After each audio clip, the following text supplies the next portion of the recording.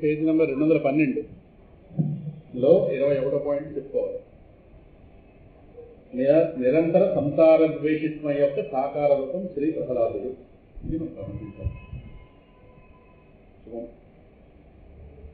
ఆరోగ్యాన్ని పొందాలంటే రోగాన్ని తొలగించుకోవాలి కదా, అందుకు దానిని ముందుగా ద్వేషించడం అనేది అనారోగ్యాన్ని అనారోగ్యాన్ని నిరంతరం ద్వేషిస్తుంటాడు. ఇది ఎవరు కనిపించినా సరే ఆ రోగాన్ని ప్రస్తావించడం ఎలా తగ్గుతుంది ఏమైనా ఉపాయం చెప్పండి, ఇది ఎప్పుడు పోతుంది అని అనారోగ్యాన్ని నిరంతరం ద్వేషిస్తుంటారు కదా. అలాగే మన స్వరూపమైన కేవల భగవంతుని పొందడానికి ఆయన అంశలమైన జీవాత్మలము, ఆయన నుంచి పుట్టినది, ఆయనకు పూర్తిగా విరుద్ధ లక్షణాలు ఉన్నాయి. ప్రతి పదం చాలా విలువైన మాట, చాలా ఆయన నుంచి పుట్టినది, ఆయన పూర్తిగా విరుద్ధ లక్షణాలు అనేది సంసార వ్యవస్థ అనే రోగంలో నుంచి అత్యంత శీఘ్రంగా విముక్తులం కావాలి కనుక దీని యందు నిరంతర ద్వేషం ఉండాలి. ఎందుకంటే ఉన్న సమస్య భవరోగం, భౌతిక రోగం కాదు, భవరోగం. కనుక మనందరం మనం గుర్తించలేము, గుర్తింపు చేసేవాడు కావాలి, అదే శాస్త్రం, అదే గురువు. కనుక దుఃఖంతో ఉన్నామని తెలుసు కానీ దుఃఖానికి కారణం తెలియదు. అసలు కారణం తెలియకపోవడంలో ఇంకా రకరకాల కారణాలు ఏవైతే ఉన్నాయో వాటిని అనుకుంటాం. నేను వారం చెప్పుకున్నట్టుగా ఆయా భౌతిక సమస్యల్ని నివృత్తి చేసుకోవడం జీవితం అంతా వెళ్ళిపోతుంది. అసలు సమస్య అలాగే ప్రధాన సమస్య పోదు, తదనంతరం వచ్చిన సమస్యలు కొన్ని వెళ్తుంటే కొన్ని వేళలో ఈ ప్రస్తావంతో జీవితం ముగిసిపోతుంది. ఈ జీవితం చివరికి మళ్ళీ ఇదే వెలితి మొత్తం కదా. మన స్వరూపమైన కేవల భగవంతుని అంటే కేవలుడు అంటే ఉన్నది తానే అయిన వాడు అనంత వస్తువు. ఆయన పొందడానికి ఆయన అంశలమైన జీవాత్మలం, ఆయన నుంచి పుట్టింది, ఆయన పూర్తిగా విరుద్ధ లక్షణాలు ఉన్నాయి. సంసార వ్యవస్థ ఎక్కడి నుంచి ఒకటి ఆయన నుంచే పుట్టింది. తమేవ చాద్యం పురుషం ప్రపద్యే యతః ప్రవృత్తి ప్రసృత పురాణి. పురుషోత్తమ ప్రాప్యం భగవద్గీత 15వ అధ్యాయంలో 4వ శ్లోకం. ఆయన నుంచే పుట్టింది కానీ ఆయనకు పూర్తిగా విరుద్ధ లక్షణాలు ఉన్నాయి. దీనికి మనం మంచి ఉదాహరణ గతంలో చెప్పుకున్నాం. ఆకుపచ్చ గులాబీ మొక్క, ఎర్రటి గులాబీ, దాని నుంచే పుట్టింది. రంగులు పూర్తిగా తిన్నామా కదా, రంగు వేరు కాబట్టి దాని నుంచి పుట్టలేదంటే కుదరదు కదా. అలాగనే అది ఎర్రగా ఉంది కాబట్టి ఎర్రగా ఉండాలంటే కుదరదు, ఇది ఆకుపచ్చగా ఉంది అది ఆకుపచ్చగా ఉండాలంటే కుదరదు. అలాగే ఆ ఆనంద స్వరూపుడైన భగవంతుడి నుంచి యశాంతి స్వరూపమైన సంసార వ్యవస్థ పుట్టి ఆయన మీదే నడుస్తోంది, ఆయన మీద నడిపించబడుతుంది. కనుక ఈ సంసార వ్యవస్థ అనే రోగంలో నుంచి అత్యంత శీఘ్రంగా, ఇప్పుడో కాదు అత్యంత శీఘ్రంగా అంటే ఇప్పుడే ఇక్కడే అద్యైవ మే దిశతు మానస రాజహంస ముకుందమాల పుస్తకం. ఇప్పుడే నా వెనకాల అగ్ని ప్రమాదం ఉందని తెలియగానే వెంటనే ఎందుకు మాస్టర్ వెనకాల పాము ఉన్నారనుకోండి, ఇంకా నేను మిమ్మల్ని సందేహించకూడదు, ఇంకా గెంతియాలంతే. ఎందుకంటే లేకపోతే మీరు చెప్పరు కదా, ఏదో వేళాకోవడం చెప్పరు కదా. నిజంగా బాగుంది, ఉందా లేదా, ఎంత కొడుకుంది, దాన్ని పాలు పోతామా, అది వేటు వేస్తుంది అనగానే వెంటనే గంటలు. ఆ పని తెలిసిన మరుక్షణం వెంటనే అలా నివృత్తి కోసం కోరుకుంటామో అలాగా ఇది ఎంతగా మనం ఎంతటి స్థాయి ఆపదలో ఉన్నామని అర్థమైతే అంత వేల మన నుంచి ఒక తీవ్రత బయలుదేరుతుంది. దాన్నే ముముక్షుత్వము అంటారు, అంటే ముక్తి పొందాలి. దీని ఎక్కువ ఉదాహరణ రెండో దాంట్లో 3 దాంట్లో ఉదాహరణ చెప్పుకున్నాం కదా. అంటుకున్న రైలు పోగి ఆపద చూసినట్టు వెంటనే ఇంకంటే పడుకోవడం దుప్పటి కప్పుకోవడం ఏం లేదు, ఇంకా లగేజ్ కూడా కింద ఉంటుంది, ఇంకెంతో ఉందండి. కనుక అత్యంత శీఘ్రంగా విముక్తులం కావాలి కనుక దీని యందు నిరంతర ద్వేషం ఉండాలి. దేని యందు? వ్యవస్థలో భాగమైన వ్యక్తులది కాదు, వ్యవస్థ. ఆ క్లారిటీ ఎలాగ వస్తుంది? దీని యందు నిరంతర ద్వేషం ఉండాలి. ఎందుకంటే దీనిలో ఉన్నంతకాలం శాంతి మృగ్యం, అశాంతి పుష్కళం. ఏ పదాలండి? శాంతి లేదని చెప్పలేదు నేను, మృగ్యం అని చెప్పాను. మృగ్యం అంటే ఎండమావిలో నీళ్లు. ఎండమావిలో నీళ్లు ఎండమావిని తెలిస్తే లేవని చెప్తారు, లేదంటే ఉన్నట్టు కనిపిస్తుంది. ఇంకా చెప్పాలంటే అది ఎండమావిని తెలిసినా కూడా మీకు ఎండమావి కనిపిస్తుంటుంది, అది గొప్పతనం. అంటే మీకు జ్ఞానం ఉంది కాబట్టి నీళ్ళ కోసం పరిగెట్టారు, జ్ఞానం లేనివాడు గ్లాసుడు పరిగెట్టారు. అది శాంతి మృగ్యం అంటే ఎండమావిలో నీళ్లు అంటే ప్రపంచంలో ఏది శాంతి లేవదు ఇస్తానన్నట్టుగా మోసం చేస్తుంది. అశాంతి దగ్గరికి వెళ్తే అది ఏమిటో తెలిపోతుంది. అప్పుడు ఏమిటి మిగులుతుంది? అశాంతి పుష్కళం అంటే నిండుగా అశాంతి వస్తుంది.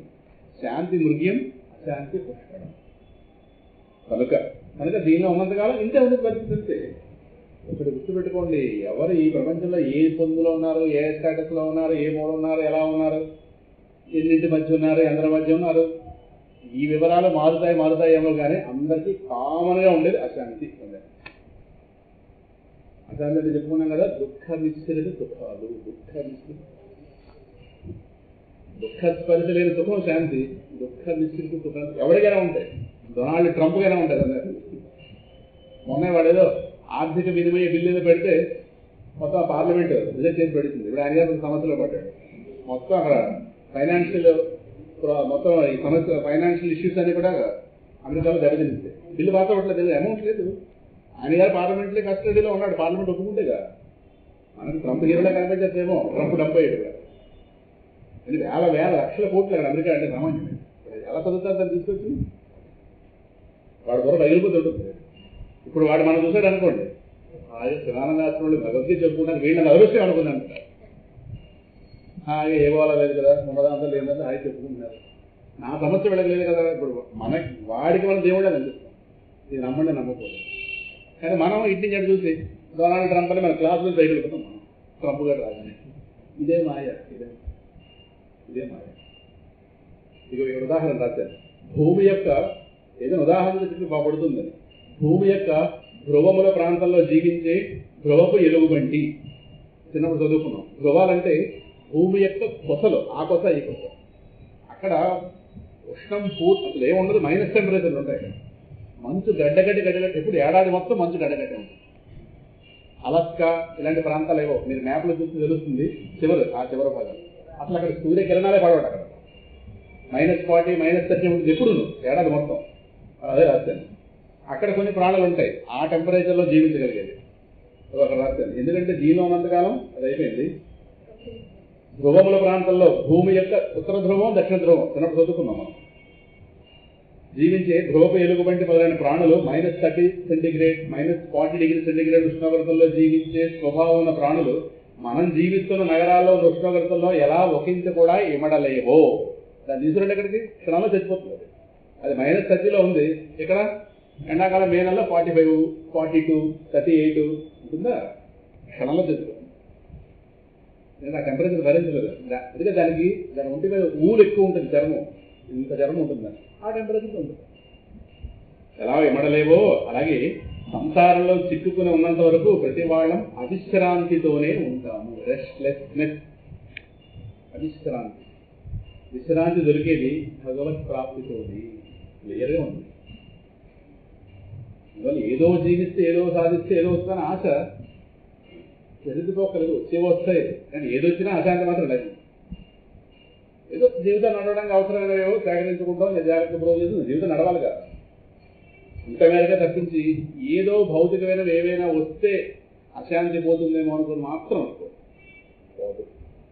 క్లియర్, ఆ విషయం క్లియర్ అవ్వాలి. విశ్రాంతి దొరికేది భగవత్ ప్రాప్తితోంది. అందువల్ల ప్రహ్లాదుని బోధలు చూస్తే అది సంసార ద్వేషత్వం ఎంతెంతగానో ప్రస్ఫుటమవుతూనే ఉంటుంది. ఆయన శ్లోకాలు చూస్తే తెలుస్తుంది. ఆయన సంసార వ్యవస్థ ద్వేషి. ఎంతగా స్వామితో మాట్లాడాడో. నిన్ను చూస్తే భయం లేదే, నాకే నిన్ను చూస్తే భయం. ఖరదంస్వా భృగుటి తథా నఖయం ఉగ్రధ్వానయం రక్తకేసరయం దీర్ఘతరాంతర మాలికయం భాస్వన్నేత్రయున్నైన నీ నరసింహాకృతి చూసి నే వెరవా. పూర్ణ క్రూర దుర్వార దుర్భర సంసార దవాగ్నికి వెరతు నీ పాదాశ్రయం చేయవే కదా ప్రహ్లాదుడు స్వామితో అన్నమాట. మీకు అది చూపించేస్తే మీరు అవి చదువుకోవచ్చు. నేను కూడా బుద్ధిలోకి వస్తుంటే మీకోసం ఎంతో కష్టపడి అవన్నీ రాద్దాం.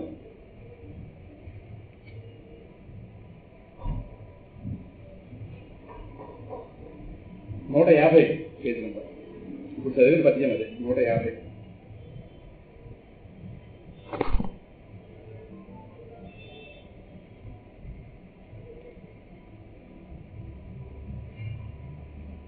చూసారా 150 ఖరదంష్ట్రా భృగుటి తటా నఖయున్ మీద నుంచి మూడోది ఉగ్రధ్వానయున్ రక్త కేసరయున్ దీర్ఘతరాంతర మాలికయున్ భాస్వన్నేత్రయున్నైన నీ నరసింహాకృతి చూసి నే వెరవ. ఉదయం ఎన్ని పద్యాలు చెప్దాం అనుకున్నాను బోధన గారు, ఎన్ని చెప్దాం అనుకున్నాను. నాకు ఒక గంట వదిలిచి ఉంటుంటే ఉప్పు వదులుకోని చెవులకి ఒక పద్యం ఎత్తుకోలేదు. సింహాచలం నుంచి రెండు విభాగాలు చెప్పినాను కానీ ఎత్తుకునే అవకాశం లేదు నాకు. ఇంకా ప్రహ్లాదులో వెళ్ళలేదు, లోపల మనసులో కంట్రోల్ పెట్టుకున్నా సింహాచల శబ్దంలో చెప్పి వదిలేద్దాం ఎందుకంటే వీళ్ళు బిగించి పూర్తిగా టైం.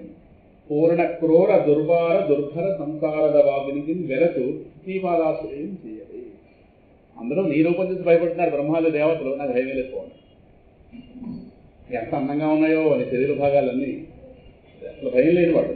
నేను భయపడుతున్న దేనికి? పూర్ణ క్రూర దుర్వార దుర్భర. ఎంత క్రూరత్వమో ఇందులో ఉన్నదంతా క్రూరత్వమే వ్యవస్థలో. ఏడ క్రూరత్వం శాంతినిస్తానని మోసం చేస్తుంది, అట్లాంటిది మోసం చేయడం. ఇంకా దుర్వారం పోనీ దీని ఏమైనా భరించగలవా? భరించగలం. దుర్భరం భరించడం. దుర్వారం దాటి వెళ్ళగలవా? దాటి ఆ ప్రయత్నంతో నేను దాటి వెళ్తాను, దాటి వెళ్ళలేను. దాటి వెళ్ళలేను, దీన్ని భరించలేను. ఒక చూస్తుంది మహామోసపూరి. ఇలా జన్మలో తిప్పుతోంది కానీ జన్మలో తిరుగుతున్నామని స్పృహ రానివ్వదే. ఏ దేహానికి ఆ దేహం ఏదైనా మోసం చేసేస్తుంది. ఆ క్షణం సమస్య పెడితే ఈ సమస్య నుంచి బయటపడితే చాలు అని ఇలా ప్రతిక్షణం ఇలాగే మనల్ని మోసం చేసుకున్నట్టుగా చేస్తుంది. ఇదో ఈ సంసార వ్యవస్థను భయపడుతున్నాను. పూర్ణ క్రూర దుర్వార దుర్భర సంసాರದ వాగిని వెరతు నీ పాదాశ్రయం. ఇది ప్రహ్లాదు యొక్క సంసార ద్వేషిత్వాన్ని చిన్న ఇది చాలా చెప్పాడైనా ఒకటి కనుక సంసార ద్వేషిత్వం ఎంతెంతగానో ప్రస్ఫుటమవుతూనే ఉంటుంది. ఒక్క మాటలో ప్రహ్లాదుడు సంసార వ్యవస్థ వేత్త. సంసార వ్యవస్థ ఏమిటో దీని యొక్క పరిపూర్ణ అవగాహన ఉన్నవాడు. సంసార రోగానికి చక్కటి ఔషధం. అన్నిటికీ పరమౌషధము వెన్నుని నామమే విమలౌషధమని అన్నమయ్య అన్నట్టుగా ఇది భవరోగానికి వైద్యుడు. 18వ శ్లోకం ముకుందమాల్లో అంతర్జ్యోతి అమేయం ఏకం హే లోకాః శృణుత ప్రసూతి మరణం వ్యాధే చికిత్సామిమాం యోగజ్ఞాః సముదాహరంతి మునయః యాం యాజ్ఞవల్క్యాదయః. పుట్టడం చావడం రూపమైనటువంటి ఈ భవరోగానికి మీకు మందు దేనికైనా చికిత్స చెప్తాను రండి అనే మహానుభావుడు అందరినీ పిలిచాడు. ఎవరు? ముకుందమాల కులశేఖరరావు గారు. మీకు మందు ఇస్తాను, ఆ మందు నువ్వు కనిపెట్టావా? నేను కనిపెట్టా. జ్ఞానయోగులైనటువంటి యాజ్ఞవల్క్య మహర్షి ఇత్యాదులు ఇచ్చినటువంటి మందు మీ అందరికీ చికిత్స నేను చేయబోతున్నాను. ఇది ఎక్కడ మందు చూపించు? మందు మీలోనే ఉంది. అంతర్జ్యోతి అమేయం ఏకం ఔషధం. అంతర్జ్యోతి అమేయం ఏకం కృష్ణాఖ్యమాపీయత. కృష్ణ అనేటటువంటి ఆ లోపల ఉన్న జ్యోతి ఉందే, మహాజ్యోతి, అదే దాని ఒక్కసారి పుచ్చుకోండి. తత్పీతం పరమౌషధం వితనుతే నిర్వాణమాప్యంతికం. ఒక్కసారి దాన్ని సేవించారా అయిపోయింది దుఃఖాలు మొత్తం. అంతర్జ్యోతి అమేయం ఏకం అమృతం కృష్ణాఖ్యం కదా. అనగా చక్కటి ఔషధం. ఇదే మహాత్ములు మనల్ని శాశ్వతంగా దుఃఖం నుంచి ప్రయత్నించే ప్రయత్నం చేస్తారు కానీ తాత్కాలికంగా అప్పటికప్పుడు ఏముంది దానికి ఏదో ఉపాయం చెప్తారు కానీ అక్కడ ఆపీరు. శాశ్వతం దీనికి భయపడాలిగా. మనం ఉన్న వ్యవస్థ అంటే చెప్పాలి. సంసార వ్యవస్థకు ప్రహ్లాదుడిచ్చిన నిర్వచనం ఇది. అంతులేని జనన మరణ మోహ పరంపర రూప సుఖ దుఃఖాత్మక అశాంతి. అంతులేని జనన మరణాలను కలిగించేది. ఇంకా ఏ దేహంలో ఉంటే ఆ దేహమే సర్వస్వం అనేది మోహం కలిగిస్తుంది. మోహ పరంపర. మోహం అంటే సత్యాన్ని బయట కనిపించినవదు. పరంపరగా మోహం మీద పడిపోతుంటుంది. ఇంకా వాటిని నివృత్తి చేసుకుంటే వచ్చే ఏవైతున్నాయో సుఖ దుఃఖాత్మక. ఇక్కడ పూర్ణ సుఖం ఉండదు, ప్రతి దాంట్లో దుఃఖం ఉండదు. ఏ సుఖం చెప్పడం దుఃఖం అదే. అది ఆయన గారు చెప్పేది. ఇది మొత్తం వ్యవస్థ. ఇది ఈ రీతిగా ప్రతి ఆధ్యాత్మిక ప్రవాచకుడు, ఏదో నా ఆశ అక్కడ వ్యక్తం చేశాను. ప్రతి ఆధ్యాత్మిక ప్రవాచకుడు అంటే ప్రతి ఎవరైతే మాట్లాడుతున్న ప్రతి ఆధ్యాత్మిక వేత్త ఎవరైతే ఉన్నారో సభల్లో మాట్లాడుతున్నవాడు పూర్ణ విష్ణు జ్ఞానం అది ఒకటే చెప్తే సరిపోదు. నిరంతర సంసార ద్వేషిత్వములను శిష్యుడికి వంట పట్టిస్తే కరెక్ట్గా పడుతుంది. కేవలం పరమాత్మ గురించి చెప్పేసి విడిచిపెట్టేందుకు కుదరదు. ఈ వ్యవస్థ గురించి చెప్పాలి. ఇది వదలదు మనం పైకి వెళ్ళడానికి. ఇందులో ఉన్న సమస్య చెప్పాలి. అందుకే పూర్ణ విష్ణు జ్ఞానం అది సగం. నన్ను అడిగితే అది ఒక 20% చాలు, 80% ఇది చెప్పాలి. ఇక్కడ ప్రహ్లాదులు విలక్షణంగా కనిపిస్తుంది మిగతా వాళ్ళ చుట్టూ. శంకర భగవత్పాదులు వారు, ముకుందమాల కులశేఖరాల వారు వీళ్ళు భిన్నంగా కనిపించారు. దగ్గర పరమాత్మ గురించి ఎంత చెప్పినా వినేస్తాం, వాళ్ళు పెట్టుకుని భోజనం చేసి వెళ్ళిపోతాం అక్కడి నుంచి. నేను ఆపద అర్థం కావాలి. ఆపద అర్థం అయితే చురక పుడుతుంది. పరమాత్మ గురించి ఎవరు తెలియదు, అందరికీ తెలుసు. ఎందుకు పొందలేకపోతున్నాం? దీని మోహాలు నిలబెట్టేస్తాం. దీని మోహం బయటకు వెళ్ళకపోతే విరాధమైతే కనుక పూర్ణ విష్ణు జ్ఞానం అట్ ద సేమ్ టైం నిరంతర సంసార ద్వేషిత్వములను శిష్యుడికి వంట పట్టిస్తే వాళ్ళు తీవ్ర ముముక్షువులుగా పరిణమించి ఇది జరగాలి. ఇప్పుడు బయటపడతా దీని నుంచి అన్న ఆ వేగం రావాలి. అప్పుడే మనమైనా భగవద్జ్ఞానం పొందుతుంది. శీఘ్రంగా మోక్ష స్వరూపులై తీరుతారు. లేదా కాలక్షేప వేదాంతం అయిపోతున్నారు. కాలక్షేప వేదాంతం వింటాం అంతే, ఫలించదు కదా. ఇప్పుడు అన్నం ఎలా వండుకోవాలో 2 గంటలు మాట్లాడుకున్నాం అనుకోండి. అన్నం తినవాడు అవుతామా? మీకు అనుభవం ఉంది, మాకు అనుభవం ఉంది. శుభ్రంగా అటు ఇటు మాట్లాడుకున్నాం. 2 గంటలు మాట్లాడితే ఆకలి పెరుగుతుందేమో కానీ అన్నం తిన్నవాడు అనుభవం కదా. ఆ 2 గంటలో పావు గంటకి ఖర్చు పెడితే అన్నం కాదు. ఇది ప్రాక్టికాలిటీ అంటే. జ్ఞానం అవసరమే, కానీ ఈ జ్ఞానం తాగిపోవడం కాదు, అది కర్మగా మారి అనుభవంలో కదా. ఆ విధంగానే వేదాంతం కూడా కాలక్షేప వేదాంతం అయిపోతుంది. అయితే ఈ కాలక్షేప వేదాంతం కాకుండా చేయవలసిన స్పీకర్ చేయాలి. అది శ్రోత దగ్గర లేదు, భక్త దగ్గర ఉన్న సమస్య. భక్త ఎప్పటికప్పుడు ఆ కొరడా దెబ్బ కొడుతుండాలి. కొడితే లేస్తారు కూడా, లేదా చదువులు ఉన్న ఆపద బోధపరుస్తున్నారు. 2 మేళ నుంచి చెప్పాలి అందంగా. అప్పుడే వాళ్ళకి వెంటనే దాన్ని వాడకంలో పెట్టుకుంటారు. లేదనుకోండి తెలిసిన వాళ్ళు అవుతారు, దాన్ని వాడకంలో పెట్టుకోవడం. ఇది ఏమార్పిస్తాయి సుఖాలు, ఏమార్పిస్తే వాడు అలాగా. అందులో నాకు పలానా గురువుగారు తెలుసు, మీ పలానా సత్సంగం, దేనికి ఏం తెలుసుకుంటాం? మీ పలానా చోట విమానాలు పెట్టొచ్చాం, సరే ఏమిటైంది? ఇవి తయారవుతాయి. పరిచయాలు, ఫోన్ నెంబర్లు, అడ్రస్లు, ఈ పుస్తకం వాడికి, ఆ పుస్తకం వీడికి, ఇవి తయారైతే ఎక్కడైనా ఎవరో పొందేది ఏమీ లేదు. ఇది తయారై మీరు మా ఊరు రండి, మేము మీ ఊరు రండి. జీవితం వెళ్ళిపోతాం, తిరుగుతాం, అలాగే జీవితం వెళ్ళిపోతాం. అందువల్ల ఈ విధంగా వాడిని ముముక్షుగా చేయాలి, తీవ్ర ముముక్షుగా చేయాలి. అప్పుడు నా మీద ఒక వేడి నీళ్ళు పడ్డాయనుకోండి, ఎంత ఇలా అంటారు ఎంతసేపట్లో, వేడి నీళ్ళా ఎంతసేపు కాచావు అని అన్నది. పడిన మరుక్షణం ఎలాగ తీగల వెనకలు అవుతామో అలా ఉండాలి వ్యవస్థలో. ఎప్పుడు బయటకు వెళ్తున్నాం, ఎప్పుడు వస్తుంది మనకి ఆపద సరిగ్గా అర్థం. ఇప్పుడు వస్తుంది సురకంటారే. కనుక ఈ రీతిగా నిరంతర సంసార ద్వేషిత్వం యొక్క సాకార రూపం ప్రహ్లాదుడు సమగ్రంగా ఉంది. 5 ఏళ్ల పిల్లవాళ్ళు ఎంత జాగ్రత్త. నెక్స్ట్ మాతాపితర భక్తి యొక్క సాకార రూపం ప్రహ్లాదుడు.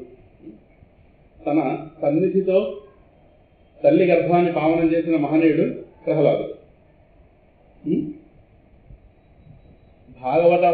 భాగవతాపచారం చేసిన తన తండ్రిని క్షమించి ముక్తి నిమ్మని సాక్షాత్తు నృసింహస్వామి వారిని కోరుకున్న మహాభాగవతుడు ప్రహ్లాదుడు.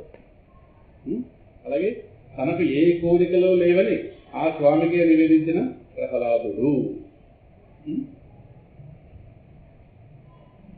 తల్లి గర్భం పావనమైంది. ఈ పిల్లవాడు అక్కడ ఉన్న 10 నెలలే కాదు, ఆనాడు వచ్చేస్తుంది ఆ మహాతల్లి. 10,000 సంవత్సరాల గర్భం నిలుపుకుందని చెప్తారు. 9,996 సంవత్సరాల గర్భం నిలుపుకుంది. ఎందుకంటే భర్త ఊళ్ళో లేడు, తపస్సు వెళ్ళిపోయాడు. పిల్లవాడిని కానీ ఏం చేయాలి? నారదుల వారు ఇచ్చినటువంటి శక్తితో ఆ కాలంలో వాళ్ళకి ఆ పాతివృత్యం ఆ శక్తులు ఉండేది. 10,000 సంవత్సరాలకి 4 ఏళ్ళు తక్కువ, 4.5 ఏళ్ళు తక్కువ, అంతకాలం గర్భం. పురాణాల్లో ఇద్దరు కనిపిస్తారు. ఒకటి ఈవిడ కయాదు ప్రహ్లాదుడి తల్లి, రెండోది దితి. వరాహ పురాణం సమయంలో తెలుస్తుంది. ఎందుకంటే పుట్టిన తర్వాత వాళ్ళు ఎలాగో విష్ణువు చంపేస్తాడు, తెలిసిపోయింది. అందుకే కన్నడం ఎందుకు గర్భంలో ఉంచుకుంటారు. 100 ఏళ్ళు, 100 దివ్య సంవత్సరాలు ఉంచుకుంటే బ్రహ్మగారు లోకల్లో రకరకాల ప్రమాదాలు రావడం జరిగాయి. ఎవరు జరగవాలని చెప్పి బ్రహ్మగారు వెళ్ళి అలా చేయకూడదు, నువ్వు కనాలేదు సృష్టి నియమం అని చెప్పి మొత్తం మీద ఆవిడ జనజడగా చేసి బ్రహ్మగారు. సరే ఆ తర్వాత ఎలాగో వాడు హిరణ్యాక్షుడు హిరణ్యకశిపుడు స్వామి ఎలాగో చంపాడు. వీళ్ళు పుడితే ఎలాగో చచ్చిపోతారో వాడి చేతుల్లో నేను చూడలేనని చెప్పి ఆవిడ కన్నా మానేసింది. తెలివైన ఆవిడ. ఇది మన భాగవత 3వ స్కంధంలో కనిపిస్తుంది. ఆ కాలంలో వాళ్ళకి ఆ శక్తులు ఉండేవి. అందువల్ల తల్లి గర్భాన్ని పావనం చేసిన వాడు ఇంకా భాగవత అపచారం చేశాడు కదా. ఎవడా భాగవతుడు? తినే ఎంతో మంది ఋషుల్ని హింసించాడు, ఎంతమంది మహాభక్తుల్ని హింసించాడు. సో ఆ భాగవతాపచారం చేసినటువంటి తండ్రిని క్షమించి ముక్తి నెమ్మని సాక్షాత్తు నృసింహస్వామి వారిని కోరుకున్నవాడు ఈ మహాభాగవతుడు ఎవరు? ప్రహ్లాదుడు. ఇంకా తనకి ఏ కోరికలు లేవు. ఎందుకు మాట రాశారంటే నాకు ఏ కోరికలు లేవన్నవాడు ఈ 2 కోరికలు కోరాడు. అది గొప్ప. తండ్రికి ఈ కోరిక కోరాడు అంటే ఈ కోరిక కోరవచ్చా?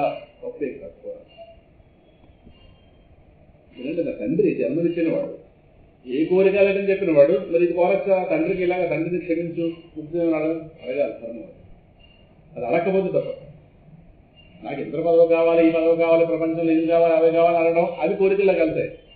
ఇంట్లో వాళ్ళకి సంబంధించిన కోరిక ఉంది, అందులో మాతాపితరులు కనుక తన తండ్రిని క్షమించమని ఆయన అడిగాడు కదా. ఒక రకంగా ఆ స్వామికి తనకు ఏ కోరికలు లేవని ఆ స్వామికి నివేదించిన ప్రహ్లాదుడు ఈ కోరిక కోరాడు. అది అందుకు రాసింది అక్కడ. ఒక రకంగా తన తల్లి ఇంద్రుని బారి నుండి నారదుల వారి చేత రక్షింపబడడానికి పరోక్ష కారణం ప్రహ్లాదుడే అయ్యాడు. ఎందుకంటే ఇంద్రుల వారు కాస్త ఆ వదిన గారిని అపహరించి వెళ్ళిపోతున్నారు. గర్భంలో పిల్లవాడు ఉన్నాడు. వాడి సంగతి తర్వాత చూద్దాం. హిరణ్యకశిపుడి సంగతి ముందు ఈ పిల్లవాడు పుట్టగానే చంపేద్దాం. ఎందుకంటే ఆ వంశం కాస్త లేకుండా చేద్దామని ఈవిడ కాస్త అపహరించుకెళ్ళిపోతే నారదుల వారు ఆపారు. ఎందుకు ఆపారు? వీడి కోసం ఆపారు. ఇక్కడ లోపల ఎవడో రాక్షసుడు ఉన్నాడు అనుకోండి, తల్లిని వెళ్ళిపోండి, ఆయన సంబంధం లేదు. ఈ పిల్లవాడు ఉన్నాడు కాబట్టి, ఎందుకంటే ప్రహ్లాదుడు గర్భస్థ శిశువుగా ఉన్నాడు కనుక ఆయనపై ఆసక్తితో ఇటువంటి శిష్యుడు ఎక్కడ దొరుకుతాడు? దయతో నారదుల వారు ఇంద్రుడు కట్టిండారు. ఆ కారణంగా తల్లి రక్షింపబడింది. ఇక ఏ సామాన్యుడో కనుక ఆ గర్భంలో ఉంటే ఇలా జరిగేదా? అందువల్ల తల్లిని రక్షింపజేశాడు. సరే, తండ్రి రక్ష కోరుకున్నాడు. అందువల్ల మాతాపితర భక్తి ఆ విషయంలో ఏ సందేహం లేదు. అంటే అన్ని కోణాల్లోంచి వికసించాలి పూర్తిగా, అప్పుడే భక్తి నిండుతుంది. వెంటనే ఇక్కడ పూర్వపక్షి అంటే సందేహాన్ని రైజ్ చేసేవాడు, అంటే మనకు అబ్జెక్షన్. ప్రతిపక్షం అంటాం కదా అసెంబ్లీలో, ప్రతిపక్షం. అక్కడ ఒక ఆయన ప్రశ్న అడిగాడు. ఎవడో కాదు పూర్వపక్షి నాలోంచి లేచాడు. అంటే లోకంలో మళ్ళీ ఎవరు సందేహం రాకుండా ఉండడానికి 2 వర్గాల కింద నేనే రాశాను. అక్కడ 21వ లక్షణం బట్టి, అంటే నిరంతర సంసార ద్వేషిత్వం అయింది కదా. 21వ లక్షణం బట్టి ప్రహ్లాదుడు నిరంతర సంసార ద్వేషి కదా. అయినప్పుడు మాతాపితరులు ఆ విభక్తలో భాగమే కదా. మరి వారి ఎందుకు భక్తి ఎలా కదా? ఇక్కడ మంచి రీజనింగ్ ఇచ్చారు. ఇక్కడ ధర్మం అనేది ఎంటర్ అవుతుంది. తనకు ఆ దేహంలో ఉండగా విష్ణు ప్రాప్తి సిద్ధించింది కనుక ఆ దేహం తన కలగడానికి నిమిత్త మాత్ర కారణాలైన ఆ తల్లిదండ్రుల ఎడ భక్తి గౌరవాలు కలిగి ఉండడం భక్తుల లక్షణం.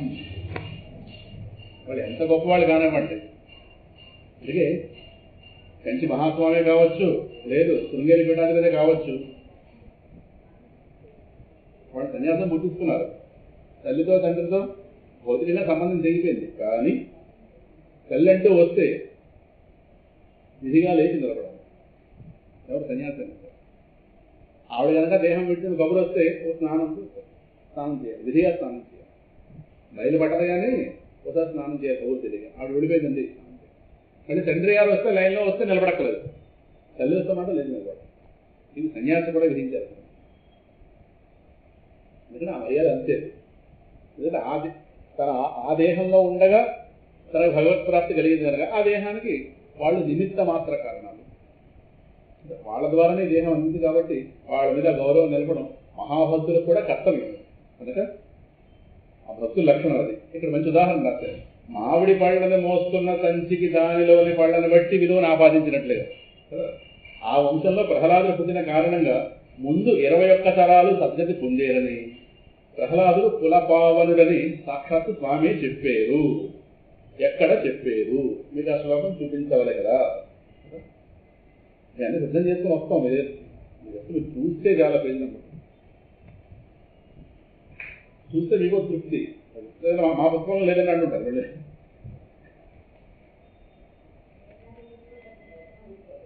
నూట 68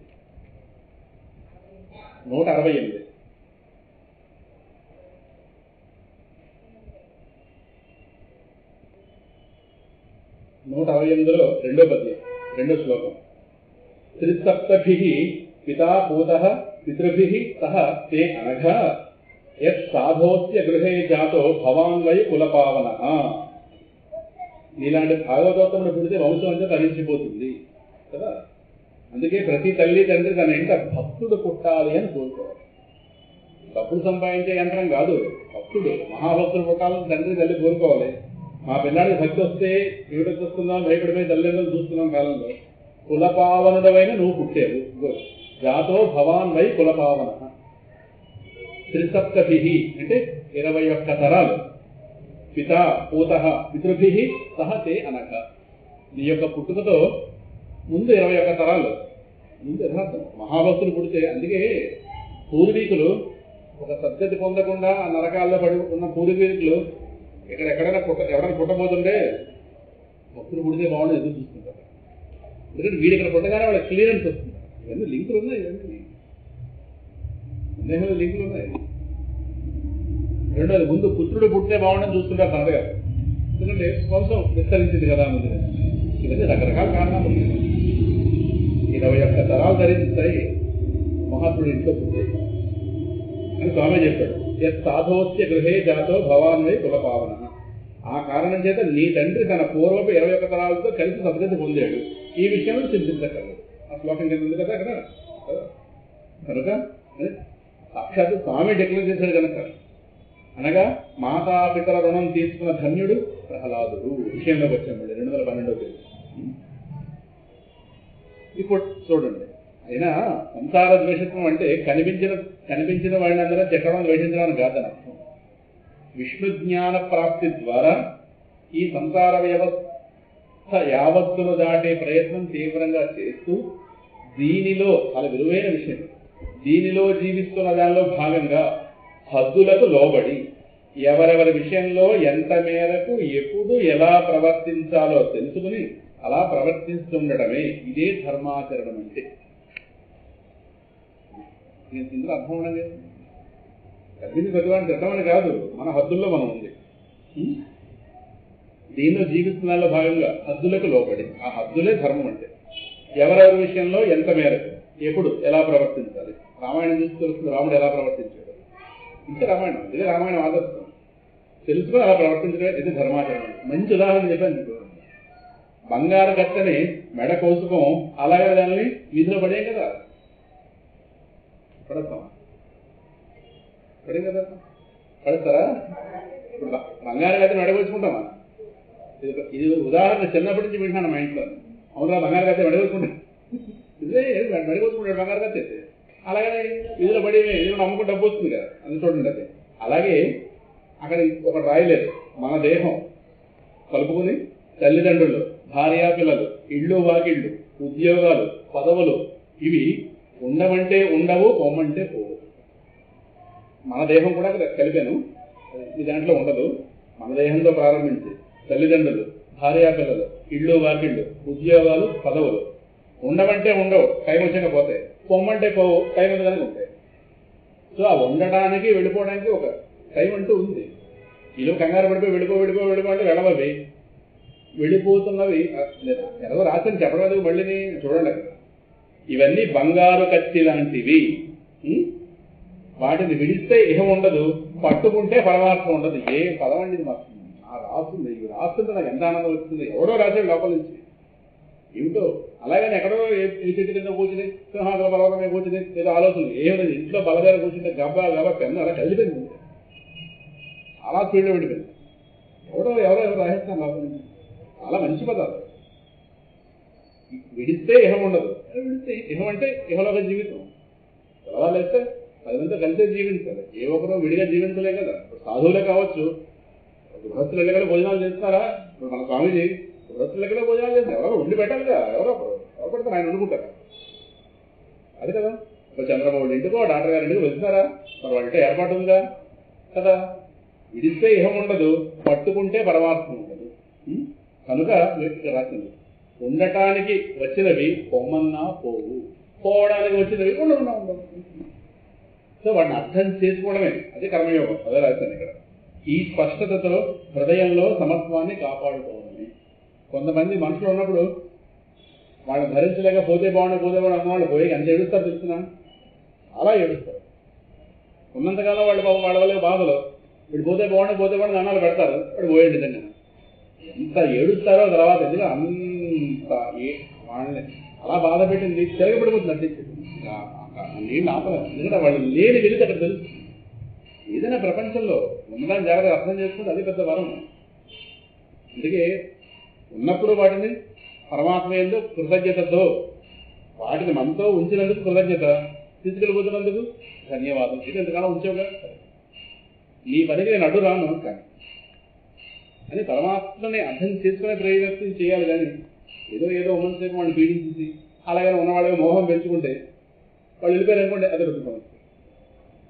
ఉన్నవాళ్ళు శాశ్వతం అనుకోకూడదు, ఆ ఉన్నవాళ్ళని పంపించేయాలనుకోకూడదు. ఆ ఉండడంలో వెళ్ళిపోవడంలో ఎంతో లెక్కలు ఉన్నాయి అంటారు. ఆ లెక్కల ప్రకారం జరుగుతుంది. అర్థం చేసుకోవడం మనం అందుతుంది.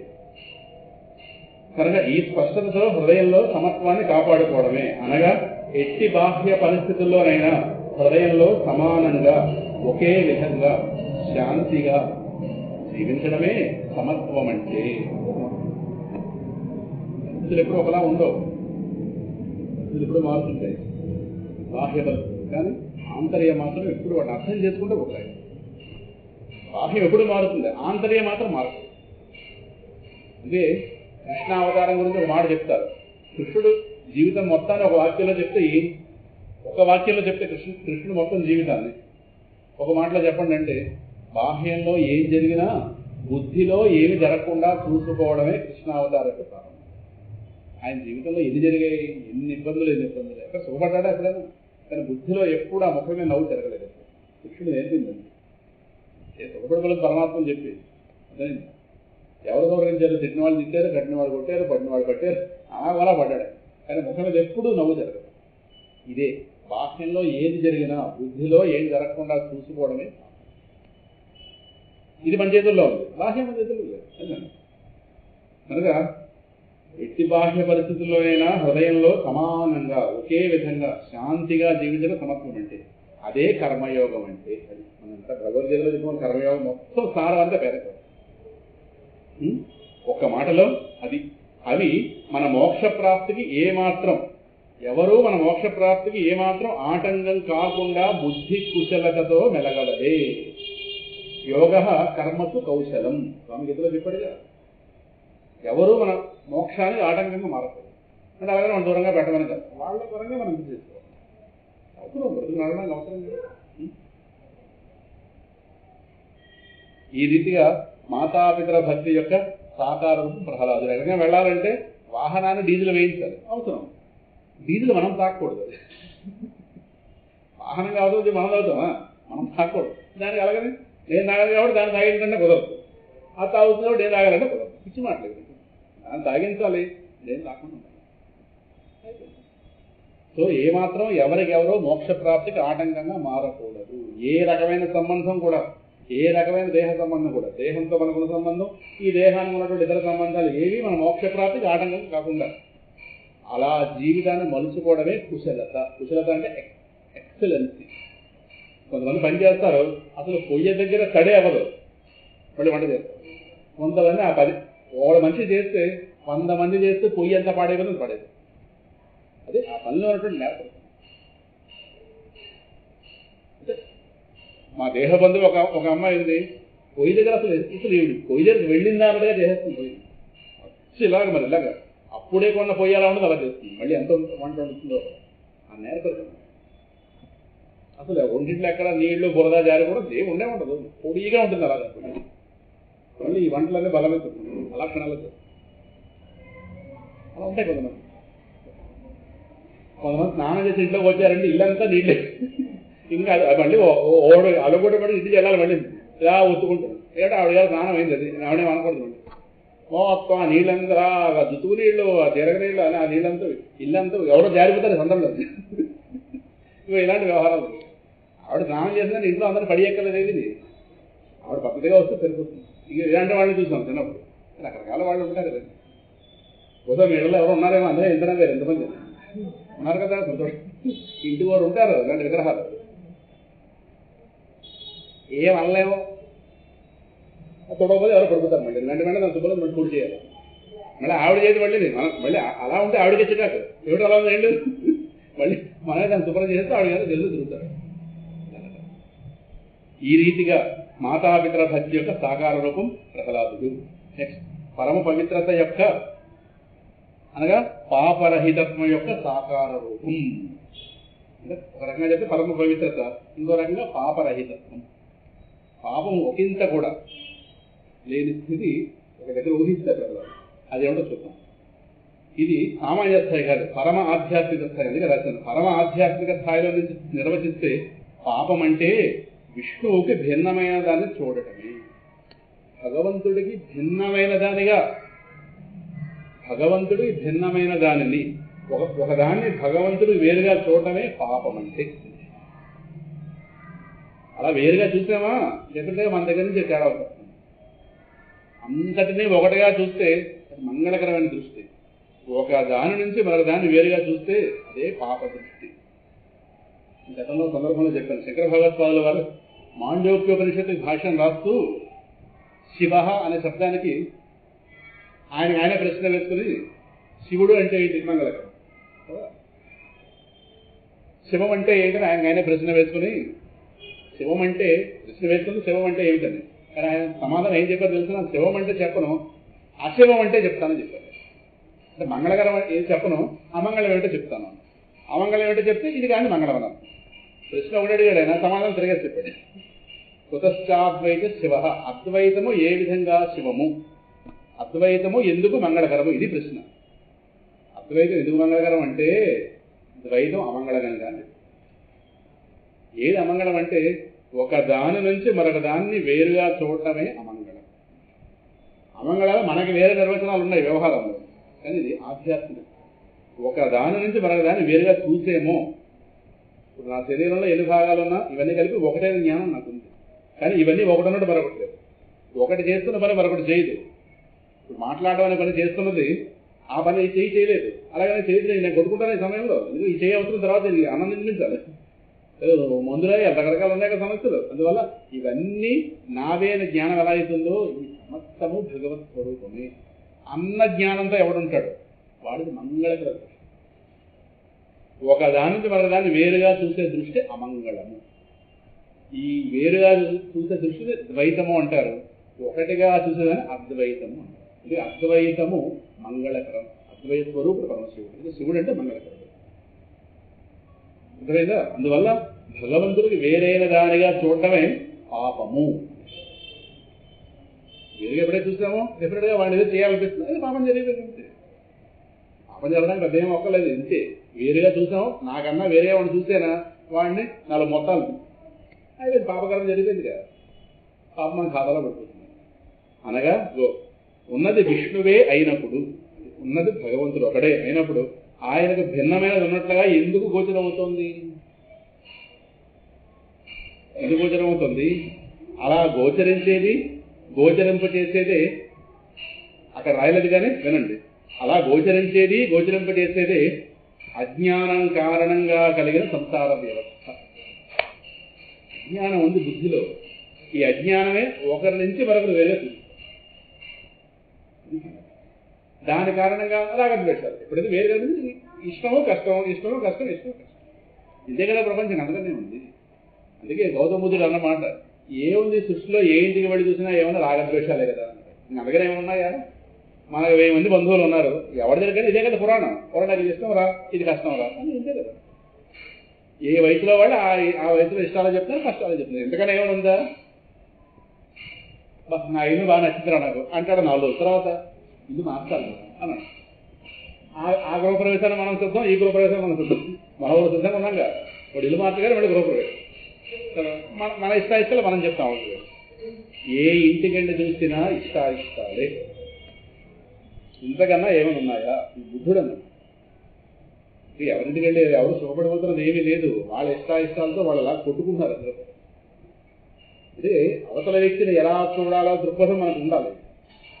అది లేదనుకోండి, వాడు సుఖపడిపోతారు అనుకుంటాం. అదే వచ్చిన వాళ్ళు చిన్నప్పుడు చాలా మోసపోయిన ప్రపంచాన్ని చూసి అయ్యో ఈ ప్రపంచం ఏమీ లేదు, చాలా మోసం చేసింది ఈ ప్రపంచం, చాలా.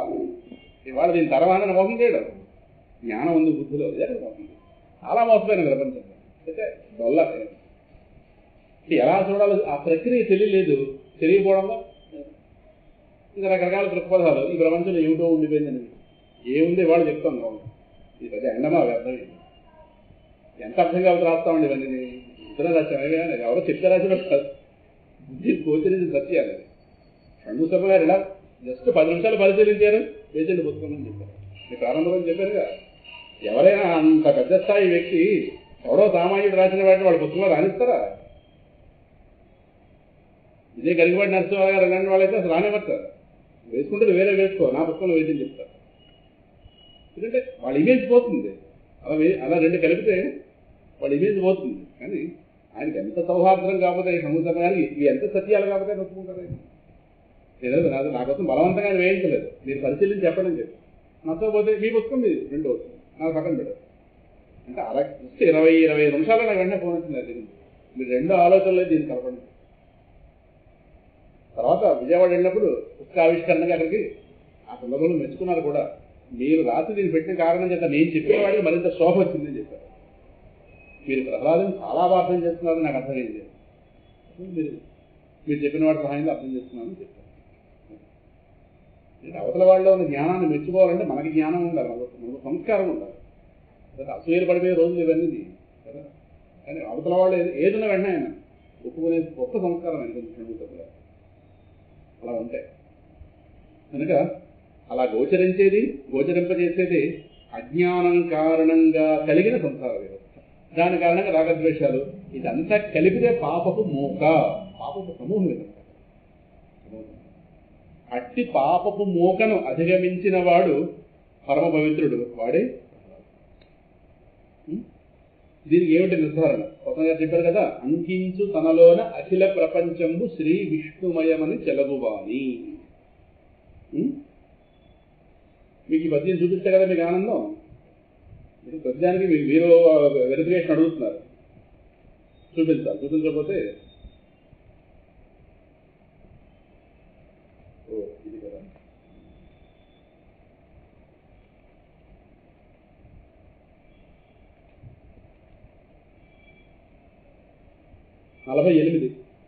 Page number 48. ఇంటికి వెళ్ళి ఎలాగో తిప్పరో, ఇప్పుడైనా తిప్పితే పేజీ అలా అడుగుపోతాయి. ఇప్పుడేం తిప్పారనుకోండి వేరు వేరుగా ఉంటాయి పొడి పొడి కదా. పూర్వం పేజీలు అంటుకోకుండా మళ్ళీ పౌడర్ వేసుకునేవాళ్ళని, జ్ఞాపకంగా లేదు. పౌడర్ వేసుకుంటే అంటుకోలేదు, ఆ తడికి అలా అంటుకుపోతుంది పౌడర్. అలాగా మీ పౌడర్ శ్రమ లేకుండా మేము చేస్తున్నాం. ఆ పేజీ 48 పేజీలు అడుగు ఉంది కదా. ఈ పద్యాలు నోటికి రావాలి. అడుగడుగునకు మాధవాను చింతన సుధా మాధుర్యము. 48 పేజీలు అడుగున, 48 అడుగున. అడుగడ్గునకు మాధవాను చింతన సుధా మాధుర్యమున మేలు మరచుగాని అంభోజ గర్భాదులభ్యసింపగలేని హరిభక్తి కుంభావమైన వాణి మాతృగర్భము జొచ్చి మన్నది మొదలుగా చిత్తమచ్యుతు మీద చేర్చువాని అంకించు తనలోన అఖిల ప్రపంచంబు శ్రీ విష్ణుమయమని చెలవువాని వినయ కారుణ్య బుద్ధి వివేక లక్షణాది గుణములకు ఆటపట్టైన వాని శిష్యుబుధలోక సంభావ్యుజీది గురుడు ముందరకి త్రొబ్బి తండ్రికి రొక్కుమనుచు. ప్రహ్లాదు రెండోసారి స్కూల్ నుంచి వస్తున్నప్పుడు అప్పుడు ప్రహ్లాదు స్థితి ఎలా ఉంది? అడుగులు వేస్తున్నాడు కానీ ఒంటి మీద స్మృతి లేదు. అడుగడుగునకు మాధవాను చింతన. ఈ మెలుపు దేహం అడుగులు వేస్తుంది, లోపల మాధవుడి యొక్క స్మరణలో ఉండి మేను మరిచిపోయాడు, దేహాన్ని మర్చిపోతున్నాడు అన్నది ప్రస్తావన. చాలా సందర్భాల్లో ఈ పద్యం చాలా ఇష్టమైన పద్యం చెప్పుకున్నాను, చాలా సందర్భాల్లో చెప్పుకున్నాం. సరే మీకు జ్ఞాపకం ఉన్నా లేనట్టుగా ఉంటారు, అలా అనుకుంటే సరిపోయింది కదా. తర్వాత విష్ణుడింతియగాని వేరుండు లేదని ఇదొకటి ఉంది కదా. 35వ పేజ్. మీ చేత పోతన గారి పద్యాలు చదివిస్తే నా ప్రాణం హాయిగా ఉంది. 35లో అడుగులున్న పద్యం. ఎవరి పేజీలు వేరేలాగా ఓపెన్ అవుతున్నాయో వాళ్ళ ఇంట్లో పుస్తకం తిరగేస్తున్నట్టు లెక్క. అంటుకుపోయేలాగే అంటే అసలు పుస్తకం చేయట్లేదని అర్థం అన్నమాట. వైకుంఠ చింతా వివర్జిత చేష్టుడై ఒక్కడు ఏడుచునొక చోట అశ్రాంత హరిభావనారూఢ చిత్తుడై ఉద్ధతుడై వాడునొక చోట విష్ణుడింతియగాని వేరుండు లేదని యొత్తిలినగుచుండునొక చోట నలినాక్షుడను నిధానము గంటినీడది ఉబ్బుగెంతులు వైచునొక చోట పలుకునొక చోట హరమేషు కేశవు ప్రణయ హర్ష జనిత బాష్ప సలిల మిళిత పులకుడై నిమీలిత నేత్రుడై ఒక చోట నిలచి కూరకుండు. ఉదయం పోతన గారి పద్యాలో 3 అందుకుంటూ ఉండును వేదిక. సరే ఒక్క మాట చెప్తాను, వాళ్ళ దురదృష్టం అంతే. చాలా ఉంది లోపల ఎనర్జీ ఆపిస్తారు. మొత్తం ఎంతమంది తుప్పు వదిలిపోవడం అరగంట వదిలి ఇంకొక అరగంట ఇచ్చి ఉంటాయి. సరే చెప్దామని సిద్ధమైనా వేదిక సిద్ధంగా ఉండాలి కదా. వాళ్ళ దురదృష్టం అనిపించింది అంతే చేయగలిగిందండి అని ప్రహ్లాదుడు దివ్య విష్ణు స్థితిని వర్ణించారు కదా పోతన గారు. అంటే ఉన్నదంతా విష్ణువే, అఖిల ప్రపంచము శ్రీ విష్ణుమయం. అంటే విష్ణువునే చూస్తున్నాడు కానీ విశ్వాన్ని చూడటం లేదు. విశ్వాన్ని విష్ణుమయంగా చూస్తున్నాడు. ముందు విష్ణువే కదా, రెండో లేదు కదా అని చెప్తున్నాడు కదా. ఆయన కథ నుంచి పాపం కదిలే అవకాశం ఎక్కడ ఉంది? రైతుల నుంచే పాపం కదా. అది ఆయన ఎంత పవిత్రుడు కాకపోతే పరమ పవిత్రమైన నరహరి కరస్పర్శ భాగ్యం లభిస్తుంది. ఎంత పవిత్రుడు కాకపోతే పరమ పవిత్రుడు వాడు నరహరి. ఆయన గారి కరస్పర్శ భాగ్యం అంటే ఇలా చెయ్యాలి. స్వామి ముట్టుకున్నాడుగా. ఈయన ఎంత పవిత్రుడు కాకపోతే ఆయన వచ్చి ఇలా చేతితో ముట్టుకుంటాడు. 213 పేజ్ మళ్ళీ మన విషయంగా మనం వచ్చాడు. అదే అంటే అక్కడో చెయ్యి ఎక్కడో చెయ్యి పెట్టుకుని అటు ఇటు జాగ్రత్త తిప్పుకోవడం. 2:13 32 పేరా మళ్ళీ ఎంత వస్తాం. మేము అటు ఇటు నాట్యం చేస్తాం శివతాండం వల్ల. అది ఆయన ఎంత పవిత్రుడు కాకపోతే పరమ పవిత్రమైన నరహరి కరస్పర్శ భాగ్యం లభిస్తుంది. ఒకనొక వ్యక్తి బురదలో పడితే అపవిత్రుడు అయ్యేమో అంటాం, అపవిత్రుడు అయ్యాడు అంటాం కదా. ఇది భౌతిక దృష్టి. ఏ కాలంలో పడొచ్చారనుకోండి, వెళ్ళి వెంటనే స్నానం చేసిరా అపవిత్రం అంటాం కదా. ఇది భౌతిక దృష్టి. త్రిగుణాత్మకమైన మనస్థితి. త్రిగుణాత్మకమైన ఈ సంసార బురదలో పడి కొట్టుకుంటున్న మనందరము, అక్కడ మాట చేర్చలేదు కానీ దీని నుంచి బయట పడనంత వరకు పాపాత్ముడమే. బయట పడితే పవిత్రం. త్రిగుణాత్మకమైన ఈ సంసార బురదలో పడి కొట్టుకుంటున్న మనందరం, ఈ జనన మరణ రూపంలో కొట్టుకున్న మనందరం కూడా మరి పరమ ఆధ్యాత్మిక స్థాయిలో చెబితే పాపం అనాల్సి వస్తుంది. అక్కడ పాపం అంటే ఇక్కడ మన వ్యవహారం చేసిన పుణ్యకర్మ పాపకర్మ కాదు, భగవంతుడికి భిన్నమైన చూడడమే పాపం అన్నదాన్ని అక్కడ దృష్టిలో పెట్టుకుని చెప్తే ద్వైతాన్ని చూస్తున్నాం కదా. ఇది పరమ ఆధ్యాత్మిక దృష్టి. ఎందుకంటే ఎవరు అట్లీస్ట్ కంప్లైంట్ చేయకుండా ఉండడానికి ప్రతి వర్డ్ జాగ్రత్తగా వేసింది. వాళ్ళ రియాక్షన్ వస్తుంది కనుగానే వెంటనే అది చెప్పామనుకోండి పరమ ఆధ్యాత్మిక దృష్టి. అది చెప్పలేదు అనుకోండి పుస్తకం కూడా ఎవరు చదువు వస్తాడు మీకు ఎవరు. ఇది అవతల వాళ్ళు వాడి మనసు కరెక్ట్ కుదురుకోవాలి. అది చదవగానే వాళ్ళు ఇబ్బంది కలగకూడదు. అలా రాయాలి వచ్చినప్పుడు కూడా. ఇక్కడ ఈ మాట రాసి చివరిలో ఎక్కడ రాశాను అనుకోండి గ్యాప్ రాకుండా వెంటనే వేయాలి. మాట చాలా పొందికగా ఉండాలి మాట్లాడుతున్నప్పుడు కానీ రచనలో కూడా. అప్పుడే కరెక్ట్గా బుద్ధి ప్రశాంతత ఉంటుంది. వ్యాస భాగవతం అందులో రాశాను. ఇందులో లేదు ఆ శ్లోకం, అందుకే చూపించలేదు. వ్యాస భాగవతంలో స్వామి ప్రహ్లాదుని చేసినటువంటి ఆయన ఇచ్చిన ప్రశంసలు సాక్షాత్ నరహరే ప్రహ్లాదుని అనఘ అంటే పాపరహితుడా సంబోధించాడు. వ్యాస భాగవతం అదే మీకు అక్కడ ఆ శ్లోకం నెంబర్ కూడా ఇచ్చారు. 7వ స్కంధం భాగవతం 10వ అధ్యాయం 18వ శ్లోకం అనఘ. ఆ వ్యాసుల వారే 7:4:33 అవన్నీ పుస్తకం ఉన్నవాడు వెరిఫై చేసుకోవడానికి. ప్రశాంతకామ రహితాసుర అసుర అని ప్రహ్లాదుల యొక్క గుణాలు కాస్త చెప్తూ అక్కడ ఆ మాట అనడం జరిగింది. ప్రశాంతకామ రహితాసుర అసుర. ప్రశాంతకామ రహితాసుర అసుర అంటే కోరికలు శాంతించిన వాడు, అసురత్వం లేని అసురుడు. అసలు వారే నిర్ణయించారు. రాక్షసత్వం లేని రాక్షసుడు. అంటే పేరుకి రాక్షసత్వంలో పుట్టాడు కానీ ఇసుమంత కూడా రాక్షసత్వం లేదు. దాని కలికాల ఉదాహరణ చూపించాలి కదా. ఈ కాలంలో ఎక్కువ మంది మానవత్వం లేని మనుషులు ఎలాగో అలాగనే. ఈ కాలంలో ఎక్కువ మంది మనుషులే కానీ మానవత్వం ఎక్కడ ఉంది? మానవత్వం లేదు, ఇంక దేవత్వం ఎక్కడ? కనీస మానవత్వం లేదు. కనుక ఈ కాలంలో ఎక్కువ మంది మానవత్వం లేని మనుషులు ఎలాగో ప్రహ్లాదుడు రాక్షసత్వం లేని రాక్షసు. శాంతకామ రహితాసుర. ఇక్కడ ధర్మ సందేహం మళ్ళీ మాలోంచి ఒక వ్యక్తి లేచాడు. ధర్మ సందేహం. ప్రహ్లాదుడు పాపరహితుడు అనగానే ఎవడో ఒప్పుకోవట్లేదు, కౌంటర్ వేస్తున్నాడు. తన తండ్రి చేయవద్దన్న హరిభక్తి చేసి తత్ఫలితంగా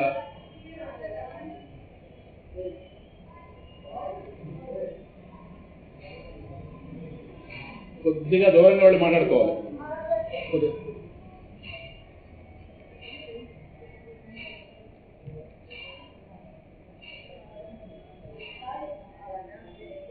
తన తండ్రిని చేయవద్దన్న హరిభక్తి చేసి తత్ఫలితంగా తన తండ్రి మృత్యువుకి పరోక్ష కారణమైన వాడు.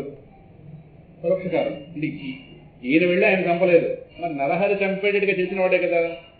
అటువంటి వాడు పితృభక్తులు ఎలా అవుతాడు, పాపరహితులు ఎలా అవుతాడు? సందేహం ఇప్పుడు కాబట్టి తర్వాత వస్తుంది. చాలా మంది ఉండిపోతాయి సందేహాలు. ప్రహ్లాదుని చాలా పెద్ద కంప్లైంట్. భగవద్గీత మీద కంప్లైంట్ ఏంటి? పరమాత్మ యుద్ధం చేయాలంటే ఉదయం చేయించాడు. నేను యుద్ధం చేయదా బాబు పైకి పోతాను అన్నవాడిని అర్జున్ చేత యుద్ధం ఎందుకు చేయించాడు అంటే పరమాత్మ హింసను ప్రేరేపించాడు కదా. హింసను ప్రేరేపించాడు, దేవుడు ఎలా అవుతాడు? ఇది చాలా మంది పెద్ద ప్రశ్న. చాలా మంది ఒక నీళ్లు నవ్వుతారు ప్రశ్న దగ్గర. అవునండి నిజమేనండి, మా మాస్టర్ చెప్పలేదు. చాలా సందర్భాల్లో చెప్పుకున్నాం. పరమాత్మ హింసని ప్రేరేపించలేదు, ధర్మాన్ని ప్రేరేపించాడు. ధర్మాచరణను ప్రేరేపించారు కానీ హింసని ప్రేరేపించారు. అది అక్కడ జరగలేదు అనుకోండి, ఇవాళ దుర్మార్గం మిగిలిపోతారు భూమి. అక్కడ అసురత్వం పెరిగిపోయింది, రాక్షసత్వం లేకుండా చేయాలి.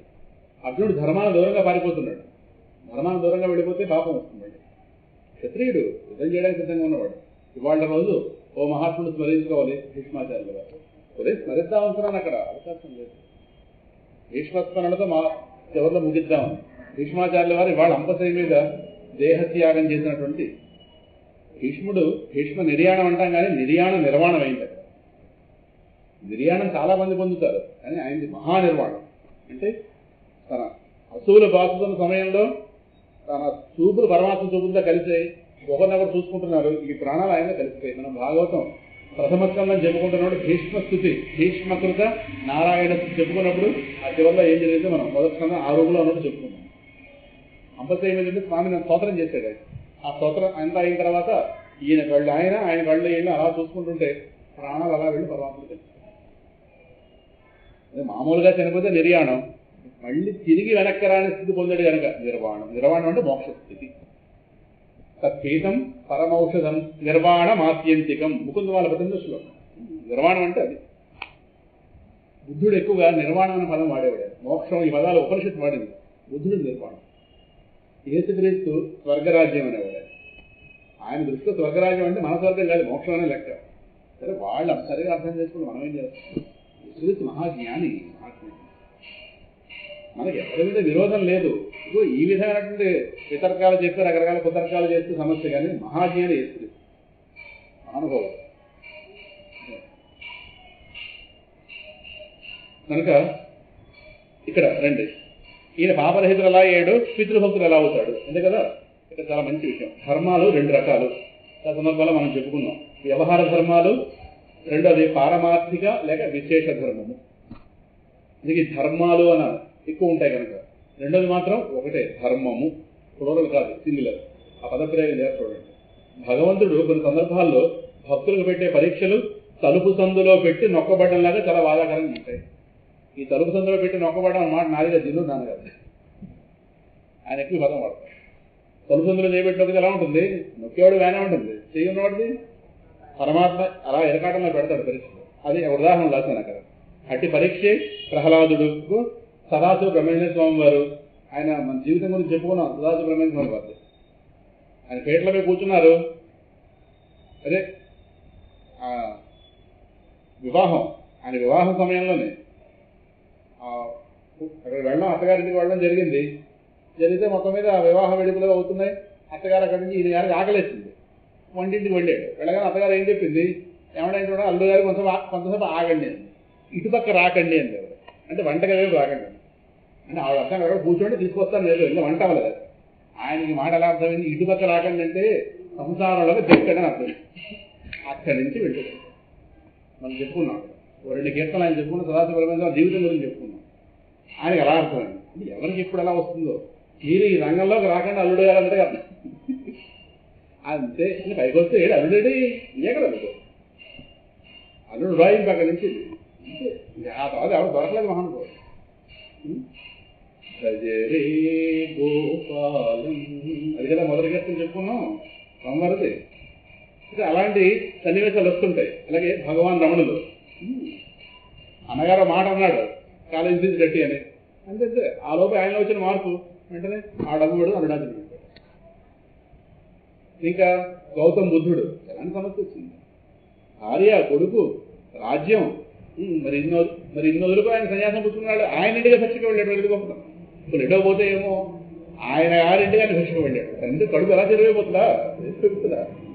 అది ఇవన్నీ అలా ఉంటాయి. ఇంకా శ్రీరాముడు తెల్లవారితే పట్టాభిషేకం, బయలుదేరిపో అడవకని చెప్పారు. ఎంత ఎరకాటం అది. ఇత్యాదులు అటువంటి పరిస్థితి ఎదుర్కొన్నారా లేదా? అది పైన పేర్కొన్న రెండు ధర్మాల మధ్యలో నలుగుబాటు. రాజ్యం స్వీకరించాలా, తండ్రి గారి మాటను పాటించాలా, ఇది రాముడి దగ్గర ఎరకాటం. నలిగిపోయాడు రాముడి దగ్గర. అది ఏ ధర్మం పక్క వెళ్ళాలి.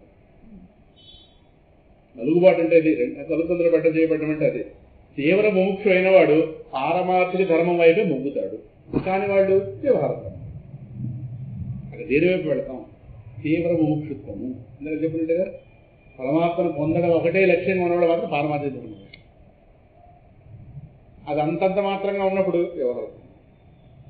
ఈ ఉదాహరణ చాలా బాగుంటుంది చూడండి. మళ్ళీ బంగారు గచ్చి వచ్చింది. మళ్ళీ ఎలాగైతే ఒకడు మనకి ఓ బంగారు గచ్చిని ముందుగా బహూకరించి మన చేతిలో పెట్టాడు, తీసుకొచ్చి చాలా గౌరవంగా మనకు ఓ బంగారు గచ్చి మన చేతిలో పెట్టి మనల్ని కొంచెం సంతోషపరిచి అందులో 50 తులాల బంగారం చక్కగా మంచి వేళ మెరిసిపోతుంది, చేతిలో మీకేనండి అని తీసుకోండి అని మొత్తం ఇచ్చాడు. సంతోషపరిచి మనం వేరే వాళ్ళు దాచుకోవచ్చు, తప్పకుండా మీరు వేరే వాళ్ళు దాచుకోండి సంతోషపరిచాడు.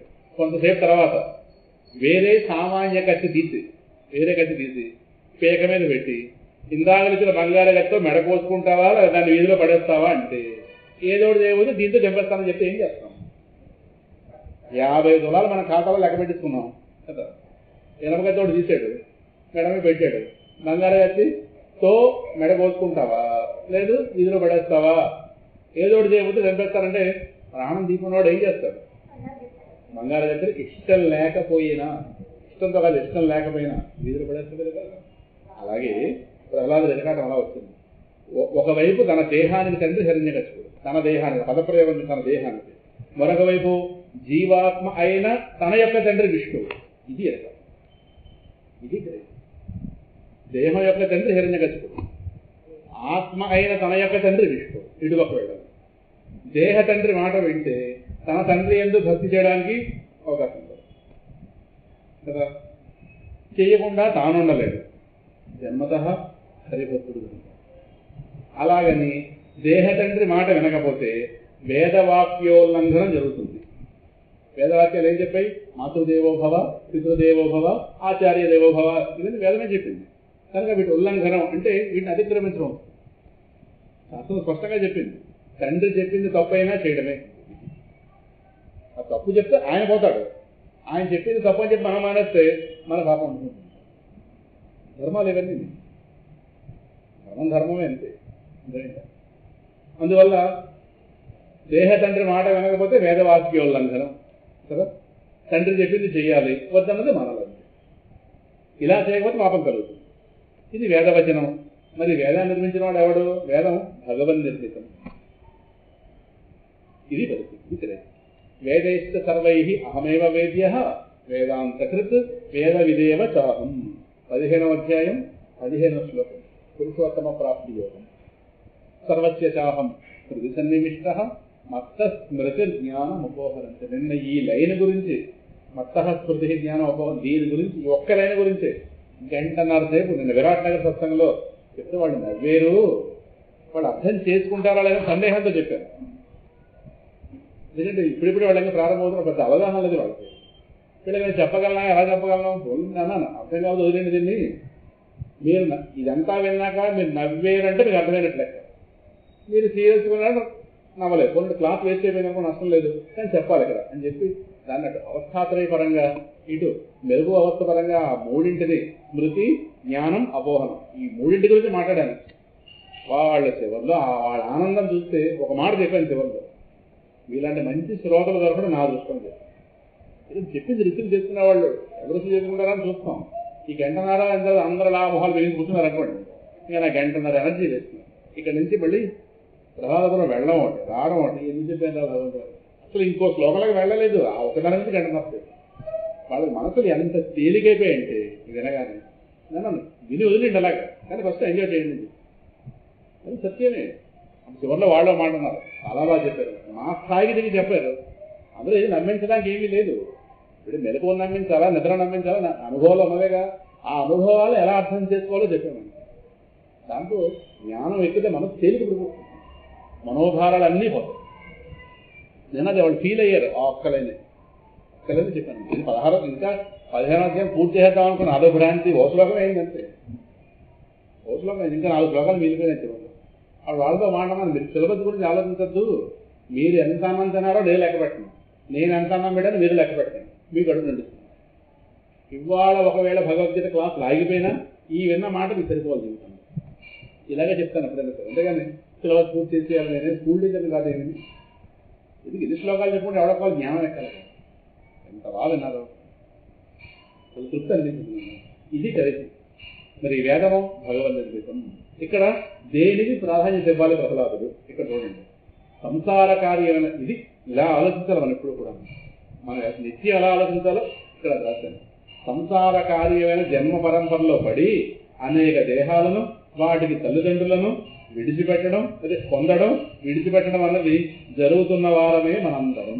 ఇప్పుడు ఎన్ని దేహాలు, అన్ని దేహాలు ఎంతమంది తల్లిదండ్రులు కదా.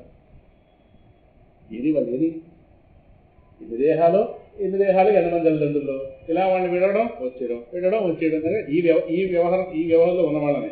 ఇదంతా ఆత్మలమైన 214 ఆత్మలమైన మన యొక్క తండ్రి అయిన, అది పదాలను జాగ్రత్తగా, ఆత్మలమైన మన యొక్క తండ్రి అయిన భగవంతునికి వేరుపడ్డాం కాబట్టి ఈ వ్యవస్థ మనకు చుట్టుకుంది.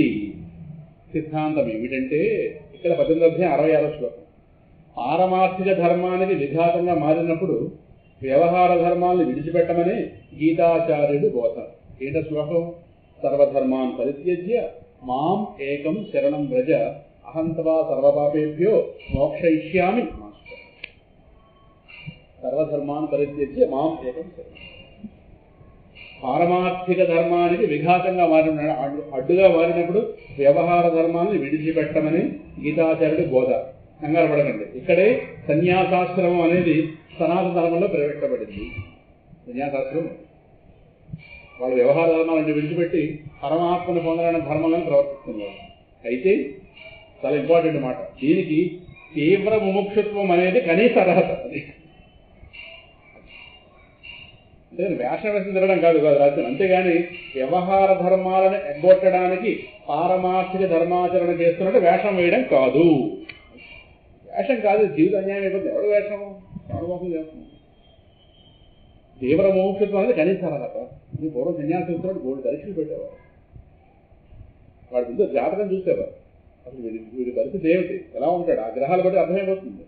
వాడు ఎంత సన్యాసం పుచ్చుకున్నా వాడు మళ్ళీ పార్టీ మార్చేయడానికి బరువు పోతుంది. చదువు గారికి వాళ్ళ జాతకం చూసుకోవాలి, వీడు ఎలా ఉంటాడు, వీడి జీవితంలో తోటి వాడికి ఎలా ఉంటాడు, ఇవన్నీ పరిశీలింపజేసి వాడు ఒకడు ఉన్నప్పుడు ఎలా ఉంటున్నాడు, 10 మంది మధ్య ఎలా ఉంటున్నాడు, పని చేస్తున్నప్పుడు ఎలా ఉంటున్నాడు, పని లేనప్పుడు ఎలా ఉంటున్నాడు, ఇవన్నీ ఒక నిఘా వేస్తారు వాడి మీద. వాడికి ఒక ఉక్రోషం కలిగించే పనులన్నీ తక్కువ స్థాయి పనులు వాడు చెప్తారు. వాడు ఎలా ఉంటున్నాడు, వాడు ఇవన్నీ చూసి కూర్చున్నాడు. ఇన్ని పరీక్షలు పడే విన్యాసం ఇవ్వకూడదు.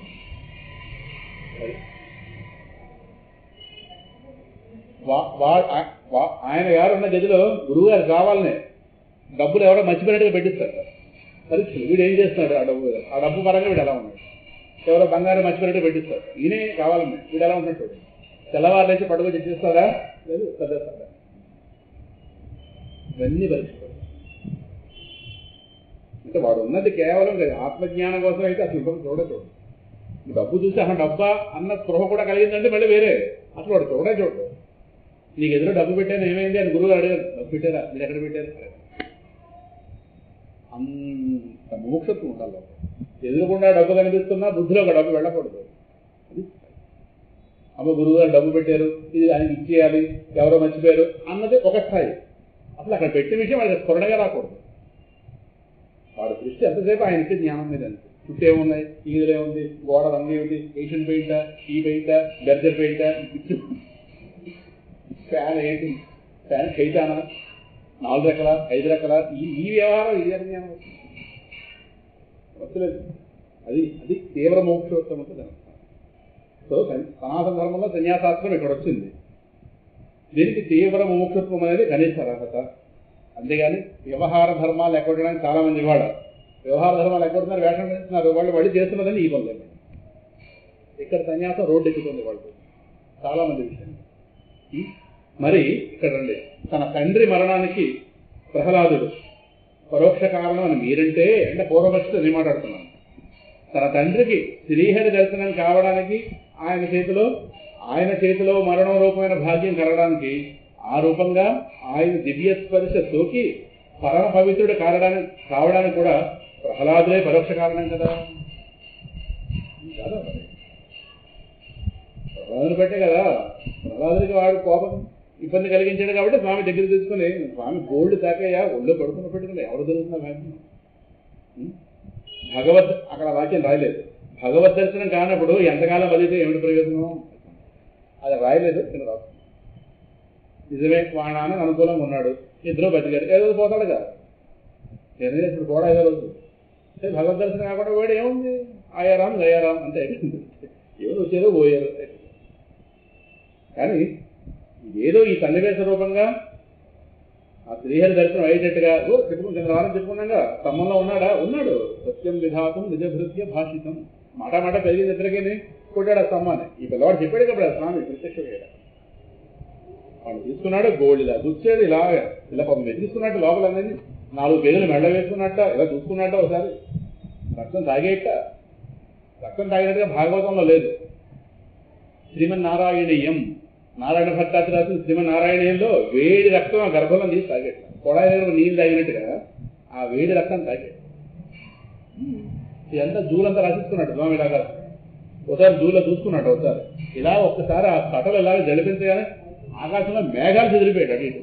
అంటే ఎంత ఉన్నాడో చూడండి, దేవతల విమానాలు ఎగిరిపోయాయి అటు ఇటు. అంత కోపంతో ఇలా జూలు విసిరాడు. వివసాలంతా ఈ చెయ్యి అటు, పరమశివుడు ఇలాగ తాండవం చేస్తుంటే ఇచ్చించట్టు ఈ పాదం ఇటు ఆ పాదం అంటే ఆ విభూతి ఇలా ఆకాశంలో జల్లబడుతుంది. ఒక రేణువైనా దొరుకుతుందేమో దేవతలు ఎదురు చూస్తుంటారు. ఎందుకంటే ఆ విభూతి ఆ నాట్యంలో కింద పడుతుంటుంది కదా. ఒకసారి ఈ పాదం దిశలా వేయగానే ఇంత విభూతి అటు ఎగురుతుంది. ఇలా పడుకుంటారు అందరూ దేవతలు. కొంత ఇలా మాకు అందుతుంది. అలాగే ఈ మహానుభావుడు లాగా కథల్లో జలిపించి గర్జించి సంభ్రమించి అని కోట గారు చెప్తారు అక్కడ. మొత్తం మీద చెప్తారు. జిహ్వ ఆడించి చేత నొడిచిపెట్టి అని ఇక్కడ స్పష్టంగా కాదు, మీరు చూస్తే ఆనందంగా ఉంటుంది. ఇదో వచ్చేస్తుంది కదా 118 తీగానే వస్తుంది. 118 ఎంత బాగుంటాయో పద్యాలన్నీ. ఎంత కష్టపడి రాసామంటే పుస్తకం, ఎంత నరకం అయిపోయింది దీన్ని తయారు చేయడానికి. బాబోయ్ మొత్తం ఇన్ని పుస్తకాలు పట్టుకెళ్ళి ఆ పుస్తకం వెళ్ళిపోయి కోదన గారి భాగవతం, వ్యాస భాగవతం, మరి అవన్నీ రాయాలి మధ్యలోని. ఆయన ఏదో చెప్పేసేవారు కరెక్టే, మరి ఎందులో రాయద్దా? ఆయన చెప్పిన మాటలు ఇంట్లోకి వచ్చేవిగా అవన్నీ తప్పులు లేకుండా జాగ్రత్తగా టైప్ చేయించి మళ్ళీ అందులో కరెక్షన్స్. ఇదో 118 అడుగుంది పద్యం.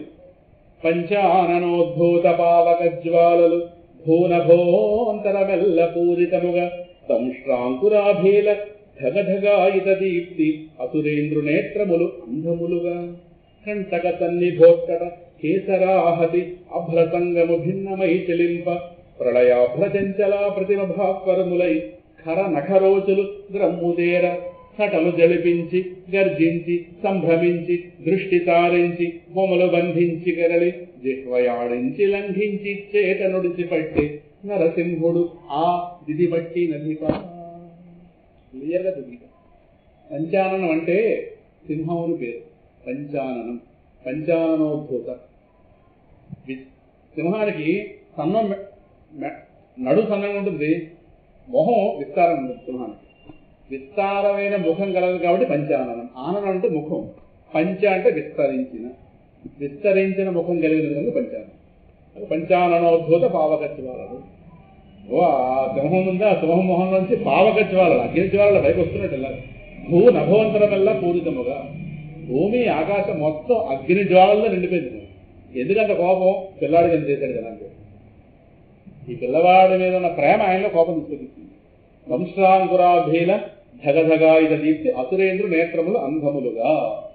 ఆ ధగధగలు ఒంట్లోంచి మెరుపులు వస్తున్నాయే, వాటితో ఈ హిరణ్యకశిపుడు కళ్ళు గుడ్డుగారిపోయాడు. అంధములుగా అంటే ఏమిటవుతుందో వాడికి అర్థం కాలేదు.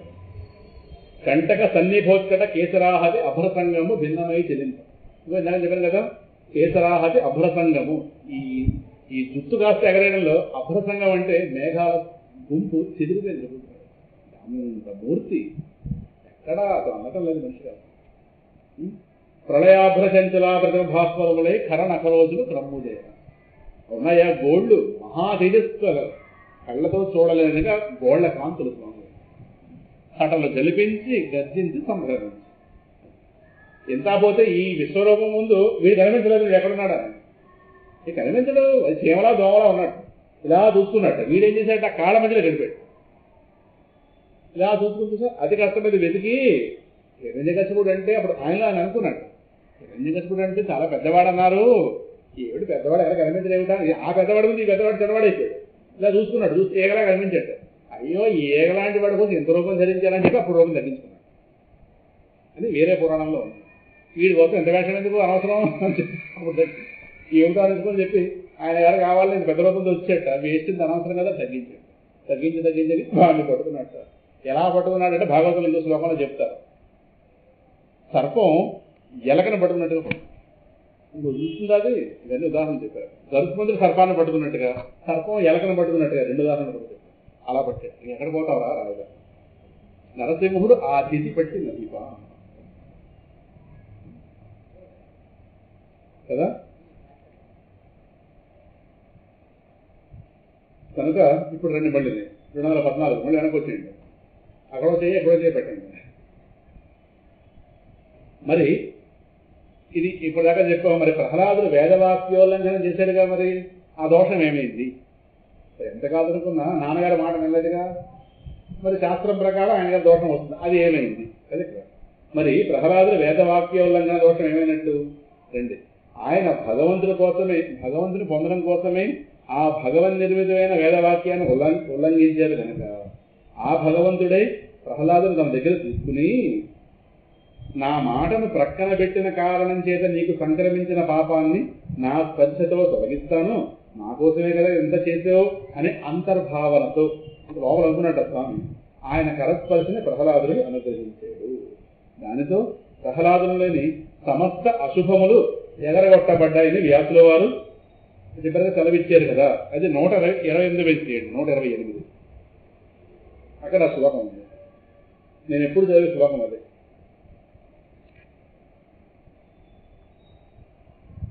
స్వామి కరస్పర్శనివ్వడం, ప్రహ్లాదుడికి పాపాలన్నీ పోవడం, ఆ రెండు శ్లోకాలు 128 కిందనుంది. అదే మధ్యలో స్వపాదమూలే పతితం తమద్భకం విలోక్య దేవః కృపయా పరిస్కృతః ఉత్థాప్య సచ్చీర్ష్యరథాకరాంబుజం కాలాహి విత్రస్తధియాం కృతాభయం. పేజీలో చెప్పండి 131. ఒక పేజీ చెప్పండి, ఒకటే పేజీ 131లో అడుగునుంది తర్వాత శ్లోకం. అది సతత్కరస్పర్శధుత అఖిల అశుభః సపది అభివ్యక్త పరాత్మదర్శనః తత్పాదపద్మం హృది నిర్వృతో దధౌ హృష్యత్తనుః క్లిన్నహృత్ అశ్రులోచనః. అక్కడ చూడండి, సతత్కరస్పర్శ ధుత అఖిల అశుభః. స్వామి ఎప్పుడైతే కరస్పర్శనిచ్చాడో సమస్త అశుభాలు ఎగిరిపోయినాయి. ధుత అంటే ఎగరగొట్టబడ్డాయి. వెంటనే సపది అభివ్యక్త పరాత్మ దర్శనః, తన హృదయంలోనే పరమాత్మ ఒకసారి దర్శనమిచ్చాడు. సపది అంటే వెంటనే పాపం తొలగిపోయింది, పరమాత్మ దర్శనం. తత్పాదపద్మం, వెంటనే ఆయన పాదపద్మాన్ని హృది నిలుపుతో దధౌ, ఆయన పాదపద్మాన్ని దృష్టి పెట్టాట, మనసులో ధ్యానించుకున్నట్ట, ఒళ్ళంతా పులకింత పొందేట, కళ్ళంట నీళ్లు రాలేయట, ఒకసారి పులకాంకితమయ్యేట. గద్గదం అయ్యేట్టు ఏం చెప్పాలో చెప్పడానికి కంఠం కాస్త ఒకసారి ఇవన్నీ భక్తుల లక్షణాలు ఇవన్నీ ప్రహ్లాద నాకు చూపించారు. మళ్ళీ ఇక్కడికి వచ్చి 214లో కదా. ఆ ప్రహ్లాదు కరస్పర్శతో స్వామి కరస్పర్శతో ప్రహ్లాదులను సమస్త అశుభాలు ఎగరగొట్టబడ్డాయి అని వ్యాసుల వారు 7, 9, 6 అంటే ఆ శ్లోకం అదే అర్థం. 2 శ్లోకాలు చదువుకున్నాం కదా భాగవతంలో. మళ్ళీ కూడా సందేహం మళ్ళీ అంటే సందేహాలు కలిగించేవాళ్ళు ఇలా మధ్యలో అడ్డుతుంటారు. ఇలాగా మీరు భాష్యాలు చూస్తే గీతా భాష్యం, ఉపనిషత్ భాష్యం, శంకర భగవత్పాద వారు చూస్తే మధ్యలో ఆయనే పూర్వపక్షి కింద అవుతారు. అంటే అవతల వాళ్ళు మళ్ళీ తర్వాత ఏ సందేహం రాకుండా ఈయనే సందేహం లేవనెత్తి ప్రశ్న వేసినట్టుగా సమాధానం చెప్పినట్టుగా మళ్ళీ అంటే చదువుకున్న వాడికి ఇంక ఏ ఇబ్బంది లేకుండా మనసులో కుదిరిపోవాలి. సో మళ్ళీ సందేహం అవుతుంది. ఏం చెప్పాం ఇప్పుడు? స్వామి కరస్పర్శతో ప్రహ్లాదు యొక్క అశుభాలన్నీ ఎగిరిపోయినాయి అని కదా. వెంటనే వాడు పాయింట్ రైజ్ చేశాడు. ఏంటంటాడు? తత్కరస్పర్శధుత అఖిల అశుభ అని భాగవతంలో అన్నారు కదా. అంటే స్వామి దర్శనం అయ్యే నాటికి ప్రహ్లాదు పాపాత్ముడా. మీరే చెప్పారుగా ప్రహ్లాదు యొక్క పాపాలని ఎగిరిపోయినాయి స్వామి కరస్పర్శ. అంటే ప్రహ్లాదుడు స్వామి దర్శనం వేళకి పాపాత్ముడా. పాపాత్ముడు స్వామి దర్శనం ఇస్తాడా? బాగుందా సందేహం? ఇప్పుడు నివృత్తి చేయాలి మళ్ళీ దాన్ని. దీనికి కూడా నివృత్తి దాని ముందు శ్లోకంలో ఉంది, అది ఈ పుస్తకంలో రాయలేదు. ఇది 7, 9, 4లో ఉంది. ఆ శ్లోకంలో ప్రహ్లాదుడు మహాభాగవతుడుగా నారదుల వారిచే ధర్మరాజు చెప్పబడ్డాడు. ప్రహ్లాదం ప్రేషయామాస బ్రహ్మావస్థిత మంచికే తాద ప్రసమయోపేహి స్వపిత్రే కుపితం ప్రభుం తథేతి శనకైరాజన్ మహాభాగవతోసుర. శనకైరాజన్ మహాభాగవతోసుర. అది మహాభాగవతుల పదం అక్కడ ముందు. బ్రహ్మగారు ఎప్పుడైతే నాయన వెళ్ళి నీ తండ్రి విషయంలో ఆయన పాపం పొందుతున్నాడు, వెళ్ళి నువ్వు ఆయన శాంతింపజేయండి అని తథా అలాగేనండి. తథేతి శనకైరాజన్ మహాభాగవతోసుర ఉపేత్య భువి కాయేన ననామ విధృతాంజలి అనగానే వెంటనే స్వామి దగ్గరికి వెళ్ళేట, శరీరాన్ని నేలమే పడిసేట, భువి కాయేన ననామ నమస్కారం పెట్టేట, విధృతాంజలి అంజలి ముద్రతో సాష్టాంగ నమస్కారం. చక్కగా స్వామి దగ్గరికి వెళ్ళేట. వీరంతా దూరంగా ఉన్న నమస్కారాలు పెడతారు. ఉపేత్య దగ్గరికి వెళ్ళిపెట్టారు ఏ భయం లేకుండా. అక్కడ కోట్ చేశారు మహాభాగవత. మరి ప్రహ్లాదుడు మహాభాగవతుడు కాబట్టి నారదుల వారు చెప్పారు, వ్యాసుల వారు చెప్పారు. మన మహాభాగవతుడు అంటే పాపాత్ముడు అవుతాడా? మరి ఎందుకు వచ్చింది క్రైసిస్? అది క్లియర్గా ఉంది. ఆ పారాగ్రాఫ్ మొత్తం చదివితే స్పష్టత వస్తుంది. ఆ శ్లోకంలో ప్రహ్లాదుడు మహాభాగవతుడుగా నారదుల వారికి ధర్మరాజు గారు చెప్పబడ్డారు. ఎందుకంటే ధర్మరాజు గారికి నారదుల వారి సంవాద రూపంగా ఈ ఉపాఖ్యానం బయటకు వచ్చింది. ఎక్కడ? రాజసూయాగ సందర్భంలో ధర్మరాజు గారు చేస్తున్న రాజసూయాగ సందర్భంలో ఇక్కడ నారదుల వారు ధర్మరాజు గారు వేసిన ప్రశ్న అక్కడ. అది ఎందుకు వచ్చింది? మీకు జ్ఞాపకం ఉందా? చెప్పుకున్నాం కదా. పరమాత్మ అందరూ చూస్తుండగా తలకాయ తీస్తాడు ఎవరికి? శిశుపాలుడికి. వెంటనే వాళ్ళతో ఒక జ్యోతి ఇల్లు వచ్చి కలిసింది. ధర్మరాజు గారి సందేహం వచ్చింది. వీడి పుట్టినప్పటి నుంచి వీడు తెలిసిందల్లా భగవన్ నింద. ఒక మంచి పని మహాపాపాత్ముడు, కృష్ణుని నిందించడానికే పుట్టినవాడు. అటువంటి వాడు నలుగురు చూస్తుండగా స్వామిలో కలిసిపోయాడు. ఇది ఎక్కడ పోవాలండి? లేదు తపస్సులు చేస్తున్న వాళ్ళు యోగులు వీళ్ళంగా మోక్షం లేదు, వీడి ముందు పెట్టి ఉంటుంది అనగానే ఏమనుకుంటున్నా వాడు సామాన్యుడా, వాడికి స్వామి యొక్క బంటు వాడు అని జయ విజయులు శాపము 3 జన్మలు అది చెప్పాడు అని చెప్పి అక్కడ కొందరు గారు మంచి పద్యం వచ్చింది కదా. అలుకనైనా చెలిమినైనా కామంబుననైనా బాంధవముననైనా భీతినైనా తగిలి తల్ప అఖిలాత్ముడకు హరి తేరవచ్చు వేరు చెయ్యడు. కామోత్కట్టక గోపికల్ భయమునంతంచుండు వైరక్రియా సామగ్రి శిశుపాల ముఖ్య నృపతులు సంబంధులై విష్ణులు ప్రేమన్ మేరలు భక్తినేమిది చక్రం గంటి మెట్లైన ఉద్దామ ధ్యాన గరిష్ఠుడైన హరిచందనవచ్చు భాతీశ్వర. 2 పద్యాలు పోతుంది. నువ్వు ఏ భావంతో ఉన్నావని కాదు పరమాత్మ యందు, నువ్వు ఆ భావం యొక్క దారుఢ్యత దృఢత్వం ఉండాలి. వాడు నిరంతరం పరమాత్మను ద్వేషించేది తెలుసుకునే విషయం అన్న పరమాత్మ ద్వేషించమని అర్థం కాదు. వాడి అది ఉంది, ఆ జన్మాంతర సంస్కారం. వాడి కృష్ణుడి గురించి మొత్తం డేటా కలెక్ట్ చేసేవాడు. దేనికి? బాగా నిందించడానికి. తెల్లవారేస్తే కృష్ణ చరిత్ర వినేవాడు. దేనికి? ఇంకా దోషం చూపించడానికి. వాడు కృష్ణుడు అంటే ద్వేషం ఉన్న 10 మందితో స్నేహం చేసేవాడు. నిరంతర కృష్ణ నింద. నిందిస్తే నిందించాడు కానీ కృష్ణుడు స్మరించాడు కానీ. ద్వేషంతో వెళ్ళినా ప్రేమతో వెళ్ళినా ముట్టుకుంటే అగ్ని కాల్చేది. వీడు నిరంతర భగవాన్ సామాన్యుడు వీడు స్వారుడు ఎవరు 3 జన్మలుగా ఈ విధంగా శాపం పొందారు. అక్కడ చెప్పిన తర్వాత అప్పుడు వెంటనే ఆయన గారికి బాలు హరిపాద పద్యాలు మర్చిపోయింది. హరిపాద పయోరిహ చింతాశీలు శిశు చిన్నపిల్లవాడు అక్కడ అనగానే వెంటనే ఆయన హిరణ్యకశిపుడు చదువు విన్నాడు కదా. చిన్నపిల్లవాడు మహాభక్తుడు, అటువంటి వాడు పుడితే బాగుండని ఎదురు చూస్తారే వాడిని అకారణంగా ఎందుకు హిరణ్యకశిపుడు బాధించాడు. బాలు హరిపద చింతాశీలు విడిపోయి అన్ని వస్తాయి. సుగుణాల వాలు మేధాజాలు నిలధించి మొత్తం మీద అలా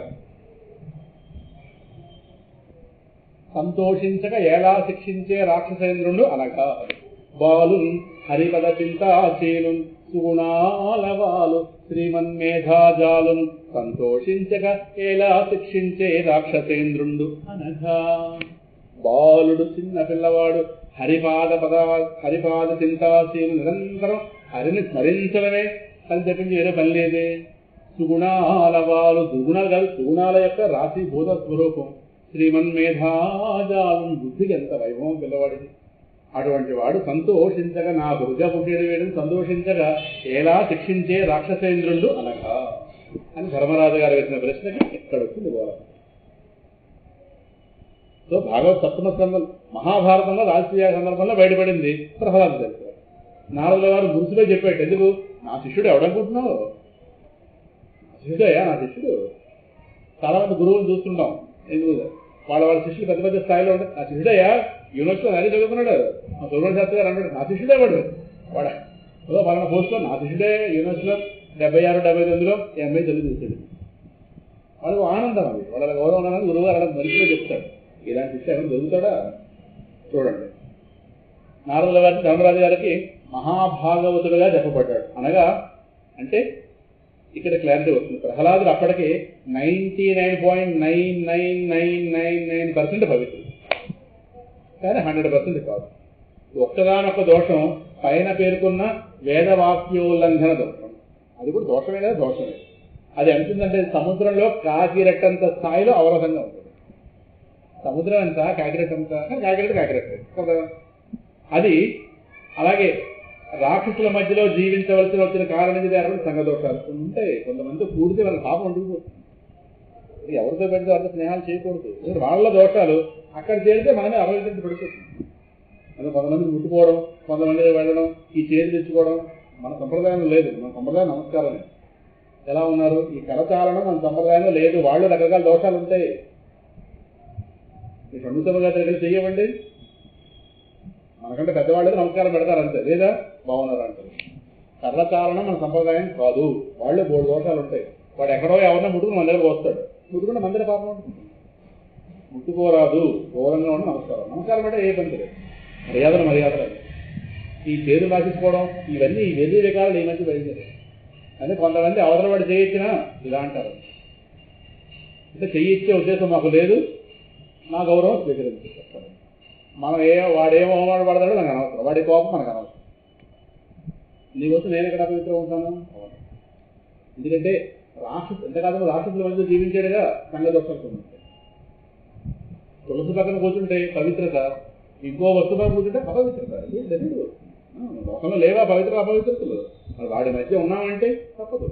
కనుక ఆ రాక్షసుల మధ్యన జీవించవలసి వచ్చిన కారణం ఏర్పడిన సంఘదోషాలు వీటన్నింటినీ స్వామి కరస్పర్శతో తీసేశారు. నా కోసమే నువ్వు వేదవాక్యోల్లంఘనం చేస్తావు. వేదం నేను పెట్టింది లోకంలో, నువ్వు వేరే వాటి కోసం ఉల్లంఘిస్తే నీకు మోత తప్పదు. కానీ నన్ను పొందడం కోసం ఇది ఇబ్బంది అవుతుంది కాబట్టి తీసేసావు కనుక తప్పకుండా అయిన దోషం ఉంటుంది కాబట్టి ఆ దోషాన్ని నేను తీసేస్తాను అని కరస్పర్శతో. ఇది కరస్పర్శ ఇవ్వగానే భూత అఖిల అశుభ, ఇది క్లారిటీ. కానీ అంతకుముందు 99.9999 దగ్గర పవిత్రుడు. లోకం నుంచి మనకి అబ్జెక్షన్ రాకూడదు, అర్థమవుతుందా? ఎవడు మనం పాయింట్అవుట్ చేయకుండా రాయాలి. ఇది కాదనలేడు, అది కాదనలేడు, సరిపోతుంది, కరెక్ట్గా రాజీ పెట్టుకోండి. ప్రహ్లాదుడికి వేదం అప్లై అవ్వదు ఇలాంటి పిచ్చి మాటలు మాట్లాడకూడదు వాళ్ళు. ప్రహ్లాదు మహాభక్తులు అయితే సమస్య. మళ్ళీ వేదానికి మళ్ళీ విలువ తీసుకోకూడదు. మళ్ళీ వేదం విలువ వేదంకి ఉంది, దాని విలువ దాన్ని నిలబెట్టాలి. ప్రహ్లాదుడి వైభవం ప్రహ్లాదుడిది, అది ఇలా చూపించాలి. ఈ రీతిగా పరమ పవిత్రత యొక్క పాపరహితత్వం యొక్క సాకార రూపం ప్రహ్లాదుడు. అయిపోయిందా? నిర్భయత్వం 1వ తారీఖు మళ్ళీ